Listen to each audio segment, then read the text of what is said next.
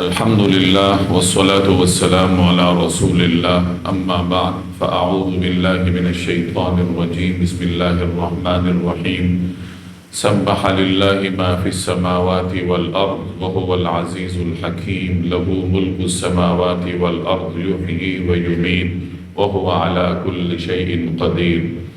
سورۃ الحدید مدنی صورت ہے۔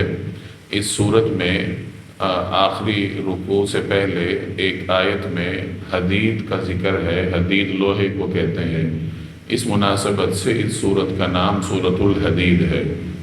یہ مدنی صورت ہے، مدینہ طیبہ میں نازل ہوئی تھی۔ یہاں جو صورتیں آپ پڑھ رہے ہیں تو اکثر صورتیں مکی ہیں، تو مکی صورتوں کے درمیان یہ مدنی صورت ہے۔ اللہ تبارک و تعالی نے ہجرت کے کچھ عرصے کے بعد یہ صورت جناب رسول اللہ صلی اللہ علیہ وسلم پر نازل فرمائی تھی۔ ہجرت کے بعد کے حالات آپ کے علم میں ہوں گے کہ مسلمانوں کے سامنے ایک اسلامی معاشرے کی تشکیل کا مرحلہ تھا۔ مکہ مکرمہ میں چونکہ غلبہ مشرکین کا تھا، مسلمان وہاں رہ رہے تھے، انہیں اپنی مرضی سے اپنے دین پہ عمل کی اجازت نہیں تھی۔ مدینہ طیبہ میں مسلمانوں نے اپنے ایک الگ معاشرے کو تشکیل دیا۔ الگ معاشرے کے لیے جن بنیادی خصوصیات کی ضرورت ہے، تو ابتدائی مدنی صورتوں میں اللہ تبارک و تعالی نے وہ خصوصیات بیان فرمائی ہیں۔ اس صورت کا مرکزی مضمون ایمان اور اخلاص ہے۔ اس سے ہمیں یہ معلوم ہوا کہ معاشرے کی تشکیل کے لیے ایمان اور اخلاص کا وجود اس معاشرے کے ہر فرد کے لیے ضروری ہے۔ چنانچہ اس صورت کا آغاز اللہ تبارک و تعالی کی قدرت کے بیان سے ہے۔ اللہ کی قدرتوں کا بیان ہے، توحید کا ذکر ہے۔ ظاہر ہے توحید ہی دراصل ایمان کا نام ہے اور ایمان کا ایک اہم عنصر ہے۔ مدینہ طیبہ میں مسلمانوں کا سامنا منافقین سے ہوا۔ مکہ مکرمہ میں مسلمانوں کا مقابلہ مشرکین سے تھا۔ مدینہ طیبہ جا کر یہ ایک نئے طبقے، نئے گروہ سے مسلمانوں کو واسطہ پڑا۔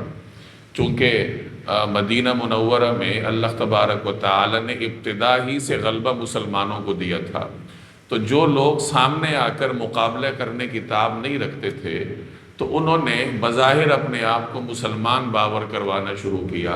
اندر سے وہ کافروں کے ساتھ تھے، منکرین میں سے تھے۔ تو چونکہ وہ مسلمانوں کے ساتھ اٹھتے بیٹھتے تھے، مسلمانوں کے ساتھ نماز بھی پڑھتے تھے اور مسلمانوں کے لیے بری تمنائیں دل میں رکھتے تھے، انہیں منافقین کا نام دیا گیا۔ تو اس صورت میں منافقین کا بھی ذکر ہے۔ منافقین میں اخلاص کی کمی تھی۔ تو میں نے عرض کیا کہ اس صورت میں ایمان اور اخلاص دونوں کا ذکر آپ کو ساتھ ساتھ ملے گا۔ اسی طرح اسی صورت میں اللہ نے انفاق فی سبیل اللہ کا ذکر کیا۔ اللہ کے راستے میں خرچ کرو۔ اللہ کے راستے میں خرچ دو طریقوں سے ہوتا ہے۔ ایک تو یہ کہ کوئی مسلمان انفرادی طور پر کسی کو صدقہ دے دے، کسی کو خیرات دے دے۔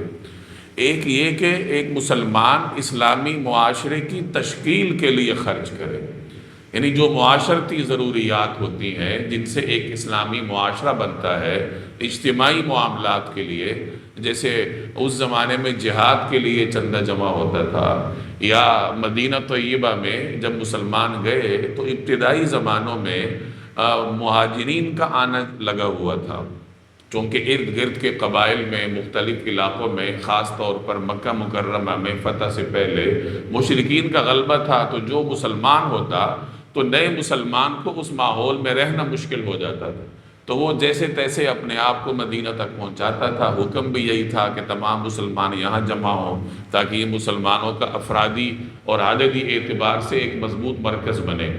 اب مہاجرین کی آمد کا ایک بڑا مسئلہ تھا۔ ان مہاجرین کو ظاہر ہے کہ ان کی کفالت کرنی تھی، ان کو رہنے سہنے کے لیے جگہ دینا، اپنے پاؤں پر کھڑا کرنا، تو یہ بھی اس زمانے کے درپیش مسائل میں سے تھا جو مسلمان معاشرے کو درپیش تھے۔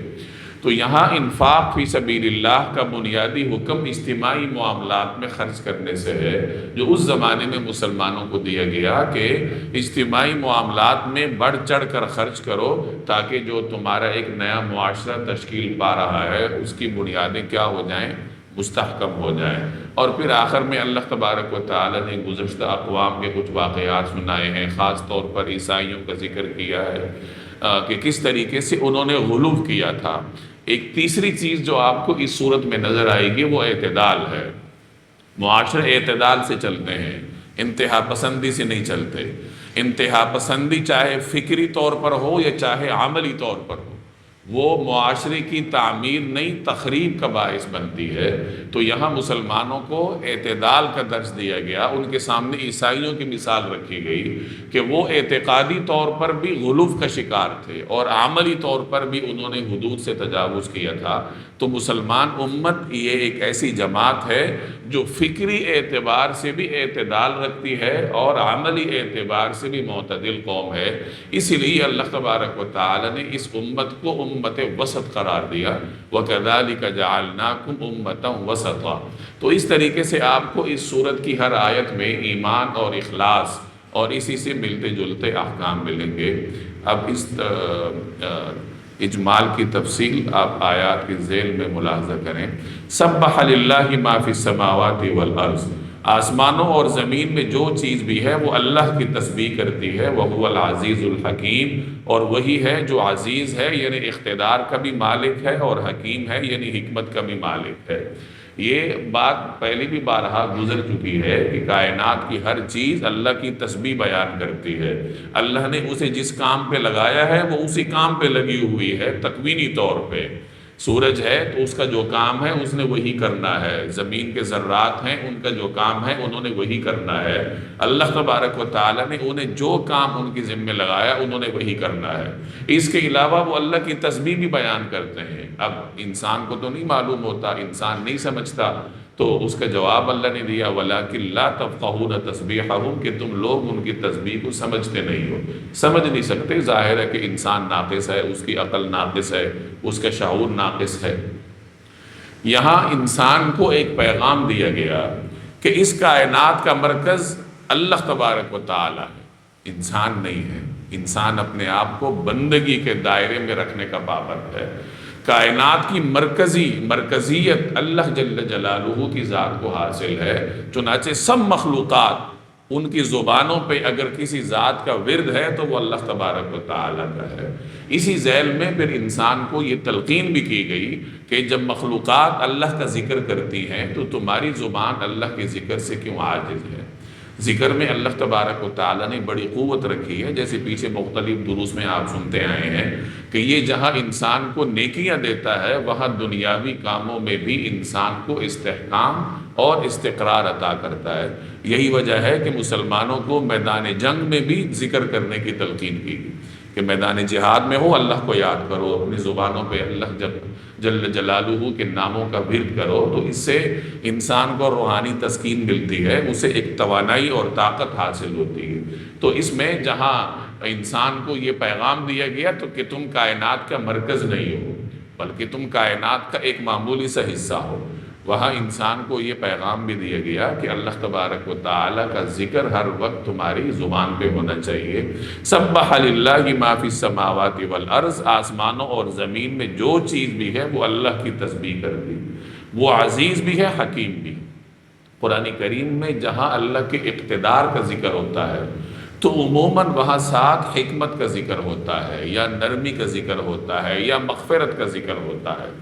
آپ تصور کیجئے کہ اگر اس کائنات میں کسی کو اقتدار حاصل ہو اور ایسا اقتدار حاصل ہو کہ اس کی بات کو کوئی تبدیل نہ کر سکے، اب اگر وہ حکمت سے خالی ہے تو ظاہر ہے کہ وہ ظلم کا وہ بازار قائم کرے گا کہ اس کی کوئی مثال نہیں ملے گی۔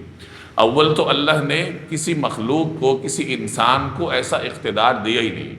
انسان کا اقتدار تو عارضی ہے، وہ حاصل کرتا ہے، اس کا ذاتی نہیں ہوتا، اقتدار حاصل کرتا ہے اور پھر برقرار رکھنے کے جتن کرتا ہے، اور پھر وہ ایسا بھی نہیں ہے کہ اس کا فیصلہ ہر اعتبار سے کیا ہو، ماننے والا ہو۔ بہت لوگ مانتے ہیں، بہت لوگ نہیں مانتے، بعض اوقات اسے اپنا فیصلہ واپس لینا پڑتا ہے، جیسے آج کل پارلیمنٹ سے منظوری لینی پڑتی ہے، پہلے زمانے میں بھی مجلس مشاورتیں ہوتی تھی۔ اگر کوئی مطلق العنان بادشاہ بھی ہوتا تھا تو جب تک اس کے بازو میں دم ہوتا اپنی بات منواتا، اور جیسے ہی کسی اور کا بازو اس کے مقابلے میں طاقتور ہو جاتا تو وہ اس کو دبا لیتا۔ تو کسی کا اقتدار ایسا نہیں ہے جو غیر محدود ہو، لامتناہی ہو، اس کی بات کو کوئی ٹال نہ سکے۔ واحد اللہ جل جلالہ کا اقتدار ہے جو ذاتی ہے، جو غیر محدود ہے، جس کی بات کو کوئی ٹال نہیں سکتا، جس کے کہے کو کوئی تبدیل نہیں کر سکتا، جس کے لائے ہوئے کو کسی میں لے جانے کی ہمت نہیں ہے۔ تو اللہ جل جلالہ انسان کو یہ باور کرواتا ہے کہ میرا اقتدار اگر کامل ہے تو میری حکمت بھی کامل ہے، اور انسان کے ذہن میں یہ نہیں ہونا چاہیے کہ اس کا پروردگار الیاذ باللہ اس کے ساتھ ظلم کرے گا، بلکہ اللہ کا اقتدار حکمت کے ساتھ ہے۔ کچھ مقامات ایسے ہیں جہاں قرآن کریم میں اقتدار کو انتقام کے ساتھ بیان کیا گیا، عزیز ذو انتقام یا عزیز مقتدر۔ جہاں مطلق اقتدار کی بات کی گئی تو وہاں پر منکرین کو سنانا مقصود ہوتا ہے کہ اللہ جل جلالہ کے پاس ہر قسم کی طاقت ہے، تم اسے ہرا نہیں سکتے۔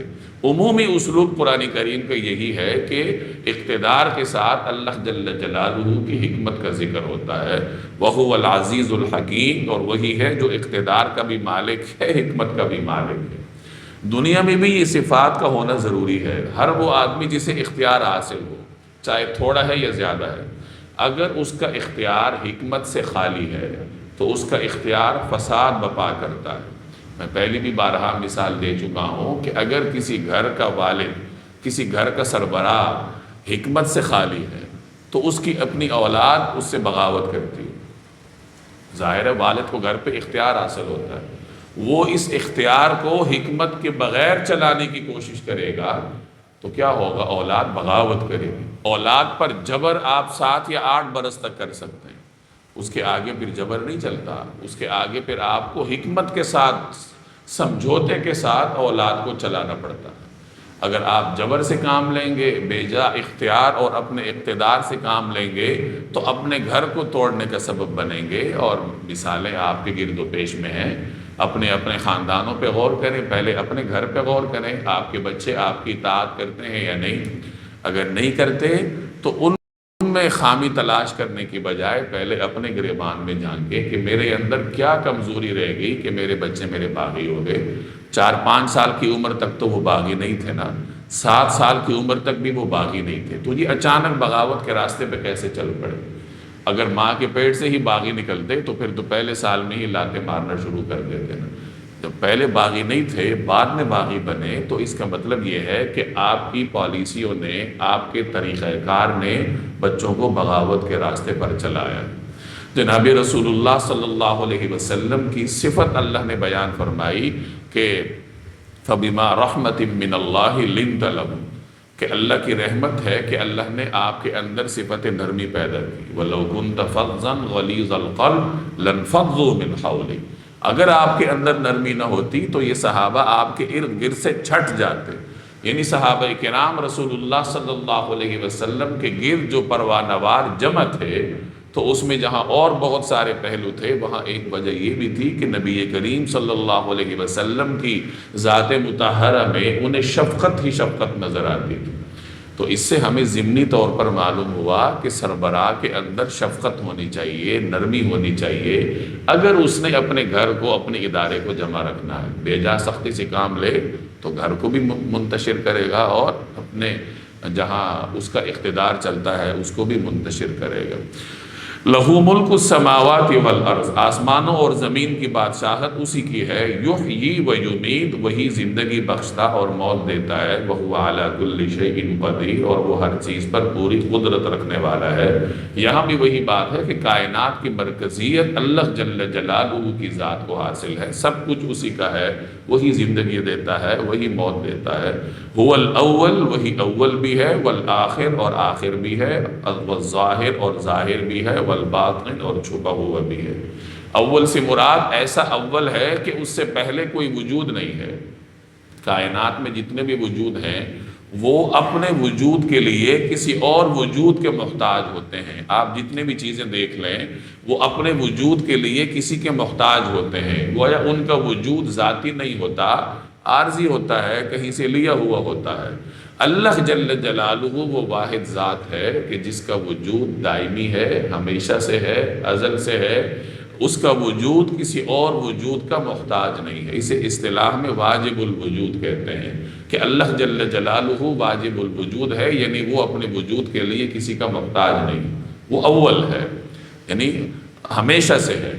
اب جیسے آج کل سوال پیدا ہوتے ہیں کہ جی اللہ نے ہر چیز کو پیدا کیا تو اللہ کو کس نے پیدا کیا؟ تو یہ سوالات غیر منطقی ہیں۔ اللہ جل جلالہ کو کسی نے پیدا نہیں کیا، اور اللہ تبارک و تعالیٰ کا وجود ذاتی ہے، وہ کسی وجود کا محتاج نہیں ہے۔ الآخر، اور آخر بھی ہے، یعنی ابدی بھی ہے۔ انسان سارے ختم ہو جائیں گے، جتنی بھی مخلوقات ہیں ختم ہو جانی ہے، فانی ہے۔ اللہ جل جلالہ کی ذات ابدی ہے۔ جنتیوں کو بھی خلود حاصل ہوگا، جہنمیوں کو بھی خلود حاصل ہوگا، یعنی ابدیت حاصل ہوگی، لیکن وہ ذاتی نہیں ہے، وہ اللہ کی جانب سے دی ہوئی ہے۔ وہ تو ویسے فانی ہے، انسان تو فنا ہو جائے گا، پھر دوبارہ اللہ زندہ کرے گا، اور پھر اللہ تبارک و تعالیٰ انہیں ہمیشہ کے لیے جنت عطا کرے گا یا ہمیشہ کے لیے جہنم عطا کرے گا۔ تو جنتیوں کا جو وجود ہے یا اہل جہنم کا جو خلود فی النار ہے، وہ ان کا ذاتی نہیں ہے، بلکہ وہ اللہ کی جانب سے دیا گیا ہے۔ اللہ کی ابدیت وہ ذاتی ہے، وہ کسی کی دی ہوئی نہیں ہے۔ الظاہر، وہ ظاہر ہے۔ کائنات میں جتنی بھی مخلوقات آپ کو نظر آئیں گی وہ اللہ کے وجود کی علامات آپ کو نظر آئیں گی، یعنی اللہ کا وجود، اس کی علامات ہر جگہ آپ کو نظر آئیں گی۔ جیسے قرآن کریم میں ایک اور جگہ ہم سے کہا گیا سنریہم آیاتنا فی الآفاق وفی انفسہم، کہ ہم ان کو اپنی نشانیاں دکھائیں گے کائنات میں، آفاق میں، یہاں تک کہ ان کی اپنی ذات میں۔ اللہ کہہ رہے ہیں میں اپنی نشانیاں دکھاؤں گا حتی یتبین لہم انہ الحق، یہاں تک کہ ان پہ واضح ہو جائے گا کہ وہ برحق ہے۔ تو کائنات کی ہر چیز میں آپ کو اللہ تبارک و تعالیٰ کی نشانیاں نظر آئیں گی، یہ ہے ظاہر کی تفسیر۔ الباطن، اور وہ چھپا ہوا بھی ہے، یعنی وہ مخفی ہے، اور اتنا مخفی ہے کہ انسان اپنے احساسات کے ذریعے اس کا ادراک نہیں کر سکتا، اپنی عقل کے ذریعے اس کا احاطہ نہیں کر سکتا، اس کو مطلب اس کو انسانی عقل اللہ جل جلالہ کا ادراک کر لے، یہ ممکن نہیں ہے۔ لا تدرکہ الابصار وہو یدرک الابصار، کہ اس تک کسی کی نگاہیں اس کا احاطہ نہیں کر سکتی۔ اب یہ اللہ تبارک و تعالیٰ کی دو خصوصیات ہے کہ ظاہر اتنا ہے کہ کائنات کی ہر مخلوق میں، ہر چیز میں آپ کو اللہ کی نشانیاں نظر آئیں گی۔ مخفی اتنا ہے کہ آپ اسے دیکھ نہیں سکتے، اس کا ادراک نہیں کر سکتے، اس کے بارے میں سوچ نہیں سکتے۔ اسی لیے ہمیں بتایا گیا کہ اللہ کی ذات کے بارے میں غور و فکر مت کرو، اس کی علامات کو دیکھو، نشانیوں کو دیکھو۔ تو اس میں ہمیں عملی سبق یہ ملتا ہے کہ اللہ باطن ہے، مخفی اتنا ہے کہ آپ اس کا ادراک نہیں کر سکتے، احاطہ نہیں کر سکتے، لہٰذا اس کی ذات کے بارے میں غور و فکر مت کرو کہ اللہ تبارک و تعالیٰ سے پہلے کون تھا، بعد میں کون ہوگا، اور یہ کیسے ہے اور وہ کیسے ہے۔ تو یہ غور و فکر اس لیے بے فائدہ ہے کہ انسانی عقل میں اللہ نے یہ صلاحیت ہی پیدا نہیں کہ وہ ان چیزوں کا احاطہ کر سکے۔ یہ ایسے ہی ہے جیسے سونے کے ترازو میں کوئی چٹان ڈال کر تولنے کی کوشش کرے تو پاگل ہوگا۔ تو آج بھی ان سوالات کے پیچھے جو پڑتا ہے وہ آپ کو بوکھلایا نظر آتا ہے، اضطراب کا شکار نظر آتا ہے، اطمینان اسے نصیب نہیں ہوتا، کیونکہ اس نے ایک ایسا کام کرنے کا ٹھان لیا جو اس کے قبضہ قدرت میں ہی نہیں ہے۔ ایک آدمی ایک وزنی چٹان اٹھانے کی کوشش کرے، ساری زندگی کوشش کرے گا، خاک اٹھائے گا، نہیں کر سکتا۔ تو یہاں بھی یہی صورتحال ہے۔ تو وہ باطن ہے، لہٰذا اس کی ذات کے بارے میں کھود کرید نہ کرو، اور وہ ظاہر ہے اپنی علامات سے، تو علامات میں کھود کرید کرو۔ اللہ جل جلالہ کی قدرتوں کو دیکھو، اس کی نشانیوں کو دیکھو، آپ کو ہر نشانی میں اس کی قدرت نظر آئے گی، اس کا اقتدار نظر آئے گا۔ تو ان چیزوں کے لیے انسان کے لیے میدان کھلا ہے، وہ آئے اور غور و فکر کرے۔ تو یہ مفہوم ہے ظاہر اور باطن۔ وَهُوَ بِكُلِّ شَيْءٍ عَلِيمٌ، اور وہ ہر چیز کو پوری طرح جاننے والا ہے۔ یعنی یہ اس کی خصوصیات ہیں کہ اول وہی ہے، آخر وہی ہے، سب سے ظاہر بھی وہی ہے، لیکن سب سے باطن بھی وہی ہے۔ اور رسول اللہ صلی اللہ علیہ وسلم سے منقول ایک مناجات میں بھی یہی مفہوم ملتا ہے کہ الاول فلیس قبلہ شیء، کہ اللہ تعالیٰ ایسا اول ہے کہ اس سے پہلے کوئی نہیں، الآخر فلیس بعدک شیء، یا اللہ آپ ایسے آخر ہیں کہ آپ کے بعد کوئی نہیں، الظاہر فلیس فوقک شیء، آپ ایسے ظاہر ہیں کہ آپ سے اوپر کوئی نہیں ہے، الباطن فلیس دونک شیء، اور آپ ایسے مخفی ہیں کہ آپ سے مخفی کوئی نہیں۔ تو یہ اللہ تبارک و تعالیٰ کی صفات ہیں، وَهُوَ بِكُلِّ شَيْءٍ عَلِيمٌ، اور وہ ہر چیز کو پوری طرح جاننے والا ہے۔ خوب یاد رکھیے، اللہ کلیات کو بھی جانتا ہے، جزیات کو بھی جانتا ہے، یعنی انسان ہے تو بحیثیت کل بھی اللہ انسانوں کو جانتا ہے، اور بحیثیت جزیات کو بھی جانتا ہے کہ ہر انسان کیا کرتا ہے، ہر مخلوق کیا کر رہی ہے، کیا نہیں کر رہی، کس دانے کس مخلوق کو دانہ چاہیے، کس کیڑے کو کیا چاہیے۔ تو انسان کی عقل وہاں تک احاطہ نہیں کر سکتی جہاں اللہ تبارک و تعالیٰ کی قدرتیں اور اللہ کے علم کا احاطہ ہے۔ هو الذی خلق السماوات والارض فی ستۃ ایام، وہی ہے جس نے آسمانوں اور زمین کو 6 دن میں پیدا کیا، ثم استوى علی العرش، اور پھر عرش پر استوا فرمایا، یعلم ما یلج فی الارض، وہ ہر اس چیز کو جانتا ہے جو زمین میں داخل ہوتی ہے، وما یخرج منہا، اور جو اس سے نکلتی ہے۔ آسمانوں اور زمین میں 6 دن، آسمان اور زمین کو 6 دن میں پیدا کیا، اور استوا علی العرش، اس کی تفصیلات پہلے آپ کے سامنے آ چکی ہیں کہ یہاں دنوں سے مراد وہ دن نہیں ہے جو ہماری کائنات کا دن ہے، جو سورج کی وجہ سے، اس کی نقل و حرکت کی وجہ سے بنتا ہے 24 گھنٹے کا۔ اللہ کے ہاں تو دن جو ہے وہ 1000 برس پر محیط ہے۔ یہاں دن سے مراد آپ وقفہ سمجھ لیجئے، مرحلہ سمجھ لیجئے کہ اللہ جل جلالہ نے اس کائنات کو 6 وقفوں میں یا 6 مراحل میں پیدا کیا۔ اب وہ وقفہ کتنا بڑا تھا تو اللہ جل جلالہ بہتر جانتا ہے۔ اللہ چاہتا تو کن کے ذریعے کائنات کو پیدا کر دیتا، لیکن اس نے کائنات کو تدریجاً پیدا کیا۔ اس میں انسان کو یہ بھی سکھایا جاتا ہے کہ اپنے کام مرحلہ وار کیا کرو۔ عجلت اللہ کو پسند نہیں ہے، نہ اللہ کی اپنی سنت ہے، تو مرحلہ وار اپنے کاموں کو انجام تک پہنچانا چاہیے۔ اسی طرح استواء علی العرش، عرش پر مستوی ہونا، اس کا مطلب یہ نہیں ہے جیسے ہمارے ہاں بادشاہ تخت پر بیٹھتا ہے، بلکہ یہ اللہ تبارک و تعالیٰ کی صفت ہے، اور پیچھے آپ تفصیل پڑھ کے آئے ہیں کہ یہ صفات متشابہات میں سے ہے، یعنی یہ وہ صفت ہے اللہ کی جسے کوئی سمجھ نہیں سکتا، اور اس کے بارے میں علماء یہی کہتے ہیں کہ استواء برحق ہے، اس کی کیفیت ہمیں نہیں معلوم، اس پہ ہمارا ایمان ہے، اور اس کے بارے میں سوال ناپسندیدہ ہے، اس کے بارے میں کھود کرید کرنا یہ انسان کے لیے نامناسب ہے، کیونکہ انسان اس کا ادراک نہیں کر سکتا۔ تو اللہ نے عرش پر استوا فرمایا جیسے اس کی شان کے مطابق ہے، جیسے اس کی شان کے لائق ہے، اور وہ جانتا ہے ہر اس چیز کو جو زمین میں داخل ہوتی ہے، یعنی زمین میں داخل ہونے والی جتنی بھی چیزیں ہیں، چاہے وہ کوئی دانہ ہو، چاہے وہ کوئی بیج ہو، چاہے میت کی شکل میں انسان ہو، چاہے کوئی بھی چیز ہو، یعنی یہ وہی جزیات کی بات ہے کہ وہ تمام جزیات کو جانتا ہے، اور جو زمین سے نکلتی ہے اللہ تعالیٰ اس کو بھی جانتا ہے، چاہے معدنیات کی شکل میں ہو، چاہے کسی بھی صورت میں ہو۔ وَمَا يَنزِلُ مِنَ السَّمَاءِ، اور ہر اس چیز کو جو آسمان سے اترتی ہے، چاہے فرشتے ہوں، چاہے انسان کا رزق ہو، چاہے کائنات کا نظام ہو، جو بھی آسمان سے اترتا ہے اللہ اس کو جانتا ہے۔ وَمَا يَعْرُجُ فِيهَا، اور جو اس میں چڑھتی ہے، یعنی انسان کے اعمال چڑھتے ہیں، فرشتے چڑھتے ہیں، تو ان تمام جزیات سے اللہ تبارک و تعالیٰ واقف ہے۔ وَهُوَ مَعَكُمْ أَيْنَمَا كُنْتُمْ، اور تم جہاں کہیں بھی ہو وہ تمہارے ساتھ ہے۔ اللہ جل جلالہ ہر جگہ انسان کے ساتھ ہوتا ہے۔ اب یہاں علماء میں بحث چلی ہے کہ اللہ تعالیٰ انسان کے ساتھ ہے ذاتی اعتبار سے یا صفات کے اعتبار سے، تو اپنی اپنی تشریحات ہیں، اپنے اپنے دلائل ہیں، بس ہمیں یہی سمجھ لینا چاہیے کہ انسان جہاں بھی ہے اللہ جل جلالہ کے علم، اس کے اقتدار، اس کی تدبیر، اس کے تصرف کے دائرہ کار میں ہے، اور ظاہر ہے کہ انسان اللہ کے علم سے باہر نہیں جا سکتا، اس کے تصرف، اس کی تدبیر سے باہر نہیں جا سکتا۔ اور اگر اللہ جل جلالہ ذاتی طور پر بھی انسان کے ساتھ ہے تو یہ بھی وہی بات ہے کہ اس کی نوعیت اور کیفیت ہم نہیں جان سکتے، بس جس طرح اس کی شان کے مطابق ہے وہ انسان کے ساتھ ہے۔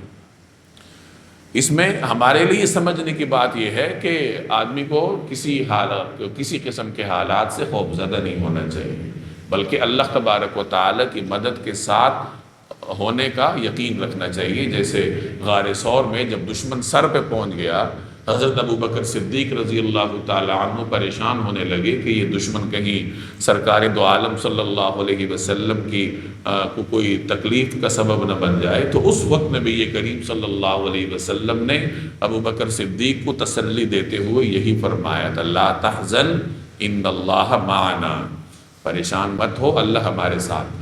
تو اس میں ہمارے سمجھنے کے لیے یہی کافی ہے کہ آدمی کو سخت حالات میں گھبرانا نہیں چاہیے، بلکہ یقین رکھنا چاہیے کہ اللہ میرے ساتھ ہے، اس کی مدد میرے ساتھ ہے، اس کی نصرت میرے ساتھ ہے، وہی مجھے ان حالات سے باہر نکالے گا۔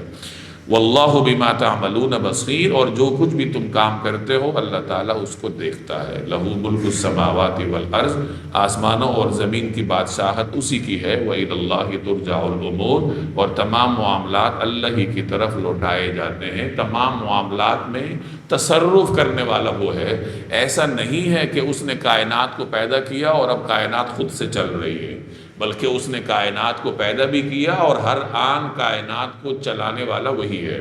یولج اللیل فی النہار، وہ رات کو دن میں داخل کر دیتا ہے، ویولج النہار فی اللیل، اور دن کو رات میں داخل کر دیتا ہے۔ یعنی کبھی دن لمبا ہو جاتا ہے، رات چھوٹی ہو جاتی ہے، اور کبھی رات لمبی ہو جاتی ہے، دن چھوٹا ہو جاتا ہے۔ تو کبھی دن کا کوئی حصہ رات میں آ جاتا ہے کہ رات لمبی ہو گئی، کبھی رات کا کوئی حصہ دن میں آ جاتا ہے کہ دن لمبا ہو گیا۔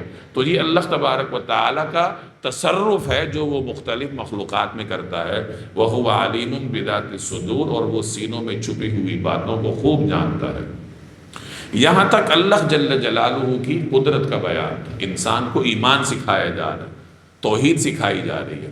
اب آگے کچھ ایسے احکامات کا ذکر ہے جن کا تعلق براہ راست سوسائٹی سے ہے۔ یہ چونکہ ہجرت کے بعد نازل ہوئی، اس میں روئے سخن مسلمانوں کی طرف ہے۔ منافقین بھی اپنے آپ کو مسلمان کہلاتے تھے، تو منافقین کو بھی یہاں ایمانیات کی تلقین کی جا رہی ہے کہ نفاق چھوڑ دو اور اخلاص اپنے اندر پیدا کرو۔ آمنوا باللہ ورسول، اللہ اور اس کے رسول پر ایمان رکھو۔ یعنی تم ایمان رکھنے والے تو ہو، لیکن ایمان کے دعوے کو مضبوط کرو کہ ایمان کی حلاوت تمہیں حاصل ہو جائے۔ اس میں اگر فرض کریں منافقین اس کے مخاطب ہیں تو اس کا مطلب یہ ہوگا کہ نفاق کو چھوڑو اور اخلاص کی طرف آؤ۔ ابتدائی مسلمان ہونے والے اگر اس میں شامل ہیں تو مطلب یہ ہوگا کہ اپنے ایمان میں مضبوطی پیدا کرو، استحکام پیدا کرو۔ وَأَنفِقُوا، اور خرچ کرو اس مال میں سے، مما جعلکم مستخلفین فی، جس میں اللہ نے تمہیں قائم مقام بنایا، تمہیں خلیفہ بنایا، یعنی تم مال میں اللہ کے نائب ہو، خرچ کرو۔ فالذین آمنوا منکم، چنانچہ تم میں سے جو لوگ ایمان لائے ہیں، وانفقوا، اور انہوں نے خرچ کیا، لہم اجر کبیر، ان کے لیے بڑا اجر ہے۔ میں نے ابتدا میں عرض کیا کہ یہاں سیاق و سباق کے اعتبار سے اجتماعی معاملات میں خرچ کرنے کا ذکر ہے۔ جیسے اس زمانے میں جب اسلامی معاشرہ نیا نیا تشکیل پا رہا تھا تو مسلمانوں کو جہاد درپیش ہوتا تھا، مہاجرین کی نصرت درپیش ہوتی تھی، اور اس کے لیے مال چاہیے ہوتا تھا، تو بہت سارے مسلمان خرچ کرتے تھے۔ لیکن ظاہر ہے جو نئے مسلمان ہوئے ان کے لیے ممکن ہے کہ خرچ کرنے میں کچھ دشواری ہو، تو انہیں کہا جا رہا ہے کہ دیکھو اللہ کے راستے میں خرچ کرو، اور خرچ کرنے کے لیے نفسیاتی طریقہ کار بھی اللہ نے یہاں استعمال فرمایا کہ یہ مال تمہارا تو نہیں ہے، اللہ نے دیا ہے۔ جب اپنے اندر یہ یقین بیٹھ جائے کہ یہ مال میرا ذاتی نہیں ہے، بلکہ اس مال میں گویا کہ میں اس کو خرچ کرنے میں اللہ کا نائب ہوں، کہ اللہ نے مجھے یہ دیا ہے، تو ظاہر ہے کہ جس آدمی نے آپ کو کوئی چیز دی ہے تو اسی کی مرضی کے مطابق خرچ کریں گے نا۔ تو جب اللہ نے مال دیا ہے اور یہ یقین آپ کے اندر پختہ ہو گیا کہ یہ اللہ نے دیا ہے، تو پھر اس کو خرچ کرنا بھی آسان ہو۔ تو یہ گویا کہ انسان کی فکر کو درست راستے پہ گامزن کرنے والی بات ہے کہ مال کو اپنا ذاتی مت سمجھو کہ یہ مال میرا ہے، میں نے کمایا ہے، میری تنخواہ ہے یا میرا منافع ہے یا میرا کاروبار ہے، بلکہ یہ سب کچھ اللہ کا ہے۔ انسان کو دیا اللہ نے ہے، انسان کے پاس پہلے کچھ نہیں تھا، اللہ نے اس کو دیا، اور پھر وارث بھی اللہ ہے کہ انسان چھوڑ کے جائے گا، قبر میں چلا جائے گا، مال تو قبر میں لے کے نہیں جاتا، اس کا مال پھر کہاں جائے گا؟ اللہ جل جلالہ ہی اس کا وارث بنے گا نا۔ اور پھر اللہ تعالیٰ اس کے ورثاء کو دے گا، اس کے ورثاء میں تقسیم ہو جائے گا۔ تو انسان کی فکری اصلاح ہو رہی ہے کہ مال کی ہوس اپنے دل میں مت بٹھاؤ، کیونکہ یہ تمہارا ذاتی نہیں ہے، اللہ نے دے رکھا ہے، اور جب یہ یقین اپنے اندر پختہ کر لو گے تو تمہارے لیے خرچ کرنا آسان ہو جائے گا۔ وَأَنفِقُوا مِمَّا جَعَلَكُمْ مُسْتَخْلَفِينَ فِيهِ، اور خرچ کرو اس مال میں سے جس میں اللہ نے تمہیں قائم مقام بنایا ہے۔ فَالَّذِينَ آمَنُوا مِنْكُمْ، چنانچہ تم میں سے جو لوگ ایمان لائے ہیں، وَأَنفَقُوا، اور انہوں نے خرچ کیا، لَهُمْ أَجْرٌ كَبِيرٌ، ان کے لیے بڑا اجر ہے۔ کوئی آدمی انفرادی طور پہ خرچ کرے کہ کسی غریب آدمی کی ضرورت پوری کر دے تو وہ بھی باعث اجر ہے، اور کوئی اجتماعی معاملات میں خرچ کرے کہ ایسی چیزوں میں خرچ کرے جس میں اجتماعیت ہوتی ہے، جیسے آج کل کے اعتبار سے کسی ایسی جگہ اس نے مسجد بنا دی جہاں مسجد کی ضرورت تھی، جہاں لوگوں کی تربیت ہو، کسی غریب سوسائٹی میں ہسپتال بنا دیا، کوئی تعلیمی رفاہی ادارہ بنا دیا جس سے معاشرہ فائدہ اٹھائے۔ تو ہر وہ کام کرنا جس سے اجتماعی طور پر معاشرے کو فائدہ ہو تو اس کا اپنا ایک اجر ہے۔ وَمَا لَكُمْ لَا تُؤْمِنُونَ بِاللَّهِ، یہاں دیکھیں مال اور خرچ کرنے اور ایمان کو ساتھ ساتھ ذکر کیا جا رہا ہے۔ ظاہر ہے خرچ اسے نہیں کرنا ہے جس کا ایمان مضبوط ہوگا، ورنہ مال کون خرچ کرتا ہے۔ وَمَا لَكُمْ لَا تُؤْمِنُونَ بِاللَّهِ، اور تمہارے لیے کون سی وجہ ہے کہ تم اللہ پہ ایمان نہ رکھو، وَالرَّسُولُ يَدْعُوكُمْ، حالانکہ رسول تمہیں دعوت دے رہے ہیں، لِتُؤْمِنُوا بِرَبِّكُمْ، کہ تم اپنے پروردگار پر ایمان رکھو، وَقَدْ أَخَذَ مِيثَاقَكُمْ، اور وہ تم سے عہد لے چکے ہیں، إِن كُنتُم مُؤْمِنِينَ، اگر تم واقعی مومن ہو۔ یعنی رسول تمہیں بلا رہے ہیں، مسلسل تمہاری تربیت کر رہے، پھر کیا وجہ ہے کہ تمہارے ایمان میں مضبوطی نہیں آتی اس حد تک کہ تم اپنا مال، اپنی جان، ہر چیز اللہ کے راستے میں نچھاور کرو؟ تو جب تک وہ مرحلہ نہ آئے اس وقت تک مومن کو محنت ہی کرنی ہوتی۔ اور تم سے میثاق لے چکے ہیں، اس کا کیا مطلب؟ بعض حضرات نے اس کو عہد علت سے جوڑا ہے کہ مطلب یہ کہ اللہ نے تم سے وعدہ لیا، میثاق لیا۔ جب اللہ تبارک و تعالیٰ نے آدم علیہ السلام کی پشت سے تمام انسانوں کی ارواح کو نکالا، ان سے وعدہ لیا کہ کیا میں تمہارا رب نہیں ہوں؟ تو سب نے اقرار کیا کہ آپ ہمارے پروردگار ہیں۔ تو یہ گویا ایک وعدہ تھا کہ آپ ہمارے رب ہیں، اور دنیا میں جا کر ہم وہی کام کریں گے جو ایک بندے کے لائق ہوتے ہیں، یعنی ہم بندے ہیں، بندگی کریں گے۔ تو بعض حضرات فرماتے ہیں کہ یہاں وہی وعدہ مراد ہے۔ اللہ نے انسان کی فطرت میں اپنی پہچان رکھی ہے، یہ بھی ایک قسم کا وعدہ ہے۔ اور جب کوئی آدمی مسلمان ہوتا ہے تو اسلام بذات خود ایک وعدہ ہے کہ آدمی یہ وعدہ کرتا ہے کہ اب میں کفر کو، شرک کو، نفاق کو، ان تمام چیزوں کو چھوڑ دوں گا اور اللہ جل جلالہ کی مرضی کے مطابق اپنی زندگی بسر کروں گا۔ تو یہ مسلمان ہونا یہ بذات خود ایک وعدہ ہے۔ تو یہ تمام مفہوم مراد ہو سکتے ہیں کہ تم نے رسول کے ہاتھ پہ اسلام قبول کیا، گویا کہ تم نے وعدہ کیا ہے، پکا وعدہ کیا ہے، اب تم اس وعدے پہ پورا اترو، تمہارا ایمان کامل ہونا چاہیے اس حد تک کہ تم اللہ کے لیے جان بھی قربان کر سکو اور مال بھی قربان کر سکو۔ هو الذی ينزل على عبده آیات بینات، اللہ وہی تو ہے جو اپنے بندے پر کھلی کھلی آیتیں نازل فرماتا ہے، لیخرجکم من الظلمات الی النور، تاکہ تمہیں اندھیریوں سے نکال کر روشنی میں لائے۔ قرآن کریم کس لیے آیا ہے؟ کہ انسان کو اندھیرے سے نکال کے روشنی میں لاتا ہے۔ کتاب انزلناہ الیک لتخرج الناس من الظلمات الی النور، یہ ایسی کتاب ہے جو اللہ نے آپ کی طرف نازل کی تاکہ لوگوں کو اندھیروں سے نکال کر روشنی کی طرف لاؤ۔ جتنے بھی گناہ ہیں وہ سب اپنی جگہ اندھیرے ہیں، چاہے وہ کتنے ہی آپ کو چمکتے ہوئے نظر آتے ہیں، لیکن اپنی اپنی جگہ پر وہ کیا ہے؟ اندھیرے ہیں۔ اور جتنا بھی نیک کام ہے وہ اپنی جگہ پر نور ہے، اور قیامت کے دن یہ نور کھل کر انسان کے سامنے آئے گا، جیسے آگے اس کا ذکر آ بھی رہا ہے۔ تو فرمایا کہ یہ آیات کیوں نازل ہوتی ہیں؟ تاکہ بندوں کو اندھیرے سے نکال کے نور کی طرف لایا جائے۔ وَإِنَّ اللَّهَ بِكُمْ لَرَؤُوفٌ رَحِيمٌ، اور یقین جانو اللہ تم پر بہت شفیق، بہت مہربان ہے۔ اب اس آیت کے دونوں حصوں کو جوڑیں تو معلوم ہوا کہ قرآن کریم کا نزول یہ اللہ کی رحمت کا ایک مظہر ہے کہ اللہ نے آیات نازل کی، نشانیاں بھیجی، اور یہ اللہ تبارک و تعالی کی صفت اللہ رؤوف ہے، رحیم ہے، تو اس کی جو رحمت ہے اور اس کی جو شفقت ہے انسان پر، تو اس کا یہ تقاضا ہے کہ اللہ نے انسان کو اپنا کلام عطا کیا۔ وَمَا لَكُمْ أَلَّا تُنْفِقُوا فِي سَبِيلِ اللَّهِ، اور تمہارے لیے کون سی وجہ ہے کہ تم اللہ کے راستے میں خرچ نہ کرو۔ وَلِلَّهِ مِيرَاثُ السَّمَاوَاتِ وَالْأَرْضِ، حالانکہ آسمانوں اور زمین کی ساری میراث اللہ ہی کے لیے ہے۔ یہ بھی وہی بات ہے جو میں نے پہلے عرض کی کہ انسان کو سمجھایا گیا، دو باتیں سمجھائی گئی۔ ایک تو یہ کہ یہ مال تمہارا ذاتی نہیں ہے بلکہ اللہ کا ہے، تم اس مال کے استعمال میں امین ہو، جیسے تمہیں اللہ کہے گا ویسے تم استعمال کرو گے۔ ایک بات تو یہ سکھائی گئی کہ ذاتی نہیں ہے، عطائی ہے۔ دوسری بات یہ سکھائی گئی کہ ہمیشہ تمہارے پاس نہیں رہے، اس مال کا مالک بھی وہی ہے اور وارث بھی وہی۔ تم مر کھپ جاؤ گے، مال تمہارا دنیا میں رہ جائے گا، اللہ جل جلالہ ہی اس کا وارث ہوگا اور اللہ تعالیٰ پھر تمہارے ورثاء میں تقسیم کرے گا۔ تو مال وہی ہے جو کہ انسان اللہ کے راستے میں خرچ کر دیتا ہے۔ ایک روایت میں آتا ہے کہ انسان کہتا رہتا ہے میرا مال میرا مال۔ کون سا مال؟ اس کا مال تو وہی ہے جو اس نے کھا کے ختم کر دیا یا پہن کر پرانا کر دیا اور یا پھر صدقہ دے کے آخرت کے لیے محفوظ کر دیا، یہ اس کا مال ہے۔ باقی جو رہ گیا وہ تو اس کے ورثاء لے جائیں گے، وہ انسان کا کون سا مال ہے؟ تو جو آپ نے کھا لیا، جو پہن لیا، وہ آپ کا مال ہو سکتا ہے۔ اور اس میں بھی بہترین صورت کیا ہے کہ جو صدقہ دے کے آخرت کے لیے محفوظ کر لی۔ ایک روایت میں آتا ہے کہ ایک مرتبہ جناب نبی کریم صلی اللہ علیہ وسلم کے حجرہ مبارکہ میں کوئی بکری ذبح کی گئی، اس کا گوشت تقسیم کیا گیا سوائے تھوڑے سے حصے کے۔ جب آپ صلی اللہ علیہ وسلم گھر تشریف لائے تو آپ کو بتایا گیا کہ یا رسول اللہ بکری ذبح کی تھی تو اس کا سارا گوشت ختم ہو گیا سوائے اس کے شانے کے، یعنی شانے کندھے کا تھوڑا سا حصہ رہ گیا تھا، سارا گوشت ختم ہو گیا سوائے اس کے شانے کے۔ تو نبی کریم صلی اللہ علیہ وسلم نے فرمایا کہ سارا گوشت باقی رہ گیا سوائے اس کے شانے، یعنی یہ سکھایا کہ اصل وہی ہے جو اللہ کے راستے میں دے دیا، اصل مال وہی ہے، باقی رہنے والا وہی ہے۔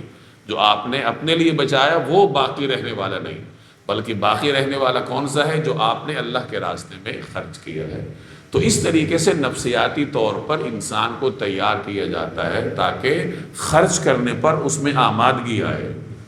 مال خرچ کرنا آسان کام تو نہیں ہے، انسان کی فطرت میں لالچ ہے۔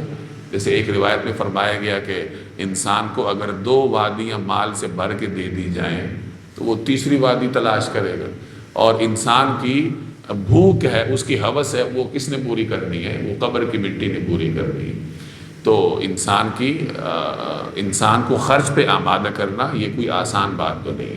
تو اس طرح نفسیاتی طور پہ اس کو تیار کیا جاتا ہے کہ دیکھو یہ یقین رکھو کہ یہ مال تمہارا نہیں ہے، یہ بھی یقین رکھو کہ یہ مال ہمیشہ تمہارے پاس نہیں رہے گا، اور یہ بھی یقین رکھو کہ جو مال تمہیں اللہ کے راستے میں تم نے دے دیا وہی اصل مال ہے، وہی باقی رہنے والا ہے۔ جب ان 3 باتوں پہ انسان کا یقین پختہ ہو جاتا ہے پھر اس کے لیے اللہ تبارک و تعالیٰ کے راستے میں خرچ کرنا کیا ہوتا ہے؟ آسان ہوتا ہے۔ تو فرمایا وَلِلَّهِ مِيرَاثُ السَّمَاوَاتِ وَالْأَرْضِ، حالانکہ آسمانوں اور زمین کی ساری میراث اللہ ہی کے لیے ہے۔ جب حقیقی مالک وہ ہے پھر تمہیں اس کے کہے کے مطابق خرچ کرنے میں دشواری کیوں پیش آتی ہے؟ لا يستوي منكم من انفق من قبل الفتح وقاتل، لا يستوي منكم، تم میں سے وہ برابر نہیں ہے، من انفق من قبل الفتح، جنہوں نے فتح سے پہلے خرچ کیا، وقاتل، اور لڑائی لڑی، اولئک اعظم درجہ، وہ درجے میں بڑے ہوئے ہیں، زیادہ ہیں، من الذین انفقوا من بعد وقاتلوا، ان لوگوں کی بنسبت جنہوں نے فتح کے بعد خرچ کیا، فتح کے بعد جہاد کیا۔ وَكُلًّا وَعَدَ اللَّهُ الْحُسْنَى، یوں اللہ نے بھلائی کا وعدہ ان سب سے کر رکھا ہے۔ وَاللَّهُ بِمَا تَعْمَلُونَ خَبِيرٌ، جو کچھ تم کرتے ہو اللہ اس سے پوری طرح باخبر ہے۔ 2 چیزیں یاد رکھیں، ایک تو یہ کہ خرچ کرنے میں اخلاص کتنا ہے یہ دیکھا جاتا ہے اللہ کے ہاں، دوسرا یہ کہ خرچ کس وقت کیا جا رہا ہے، یعنی وہ وقت کیسا ہے، وہ اس میں مسلمانوں کی ضرورت کتنی ہے، اجتماعی یا انفرادی ضرورت کتنی ہے۔ تو اللہ کے ہاں دونوں چیزیں دیکھی جاتی ہیں، خرچ کرنے والے کا اخلاص بھی دیکھا جاتا ہے اور خرچ کرنے کا وقت بھی دیکھا جاتا ہے کہ کس وقت وہ خرچ کر رہا ہے۔ یوں تو جب بھی خرچ کیا جائے ظاہر ہے کہ اللہ کے ہاں سے اجر تو ملتا ہے، لیکن اگر کوئی آدمی ایسے وقت میں خرچ کرے جب مسلمان امت کو شدید ضرورت ہے یا کسی فرد کو شدید ضرورت ہے تو ظاہر ہے کہ اس خرچ کرنے کا مقام اللہ تبارک و تعالیٰ کے ہاں بڑھ جاتا ہے۔ یہ بات آپ کے ذہن میں رہے کہ خرچ کرنے کا اور عمل کا وقت بھی اللہ تبارک و تعالیٰ کے ہاں دیکھا جاتا ہے، اور جس عمل میں قربانی جتنی زیادہ ہو، وقت مشکل ہوگا پھر بھی کوئی عمل کرے گا تو قربانی بڑی ہے، قربانی بڑی ہے تو اللہ کے ہاں سے اجر بھی بڑا ملتا ہے۔ یاد رکھیے کہ صحابہ کرام میں مختلف طبقات ہیں۔ اولین طبقہ وہ ہے جنہوں نے اس زمانے میں اسلام قبول کیا جب اسلام قبول کرنا اپنے آپ کو ظلم اور تشدد کی چکی میں دینے کے مترادف تھا، جب ہر طرف کفر اور شرک کا غلبہ تھا۔ ان حالات میں جن حضرات نے اسلام قبول کیا تو وہ السابقون الاولون کہلاتے ہیں، صحابہ کرام کی زمانی درجہ بندی کے اعتبار سے کہ یہ اولین زمانے میں مسلمان ہوئے، جیسے سیدنا علی رضی اللہ تعالی عنہ ہیں، سیدنا زید بن حارثہ رضی اللہ تعالی عنہ ہیں، ان سے بھی پہلے سیدہ خدیجہ رضی اللہ تعالی عنہ ہیں، سیدنا ابو بکر صدیق رضی اللہ تعالی عنہ، اور پھر حضرت ابو بکر صدیق کے ہاتھ میں جن لوگوں نے اسلام قبول کیا، حضرت عثمان ہیں، عبد الرحمن ابن عوف ہیں، طلحہ ہیں، حضرت زبیر ہیں، حضرت بلال تھے۔ تو یہ اولین زمانے میں مسلمان ہونے والے حضرات تھے، اور 5ویں یا 6ٹھے سال سیدنا عمر رضی اللہ تعالی عنہ میں مسلمان ہوئے تھے۔ تو یہ تمام حضرات وہ ہیں جنہوں نے اس زمانے میں اسلام قبول کیا جب اسلام قبول کرنا یہ معاشرتی طور پر اپنے آپ کو اجنبی بنانے کے مترادف تھا، کہ خاندان دستبردار ہو جاتے تھے، قبیلہ دستبردار ہو جاتا تھا۔ قبائلی معاشرے میں رہنے کے لیے قبیلے کی سرپرستی ضروری ہے، اگر قبیلہ سرپرستی چھوڑ دے تو انسان کی جان اور مال کے تحفظ کی کوئی ضمانت نہیں تھی۔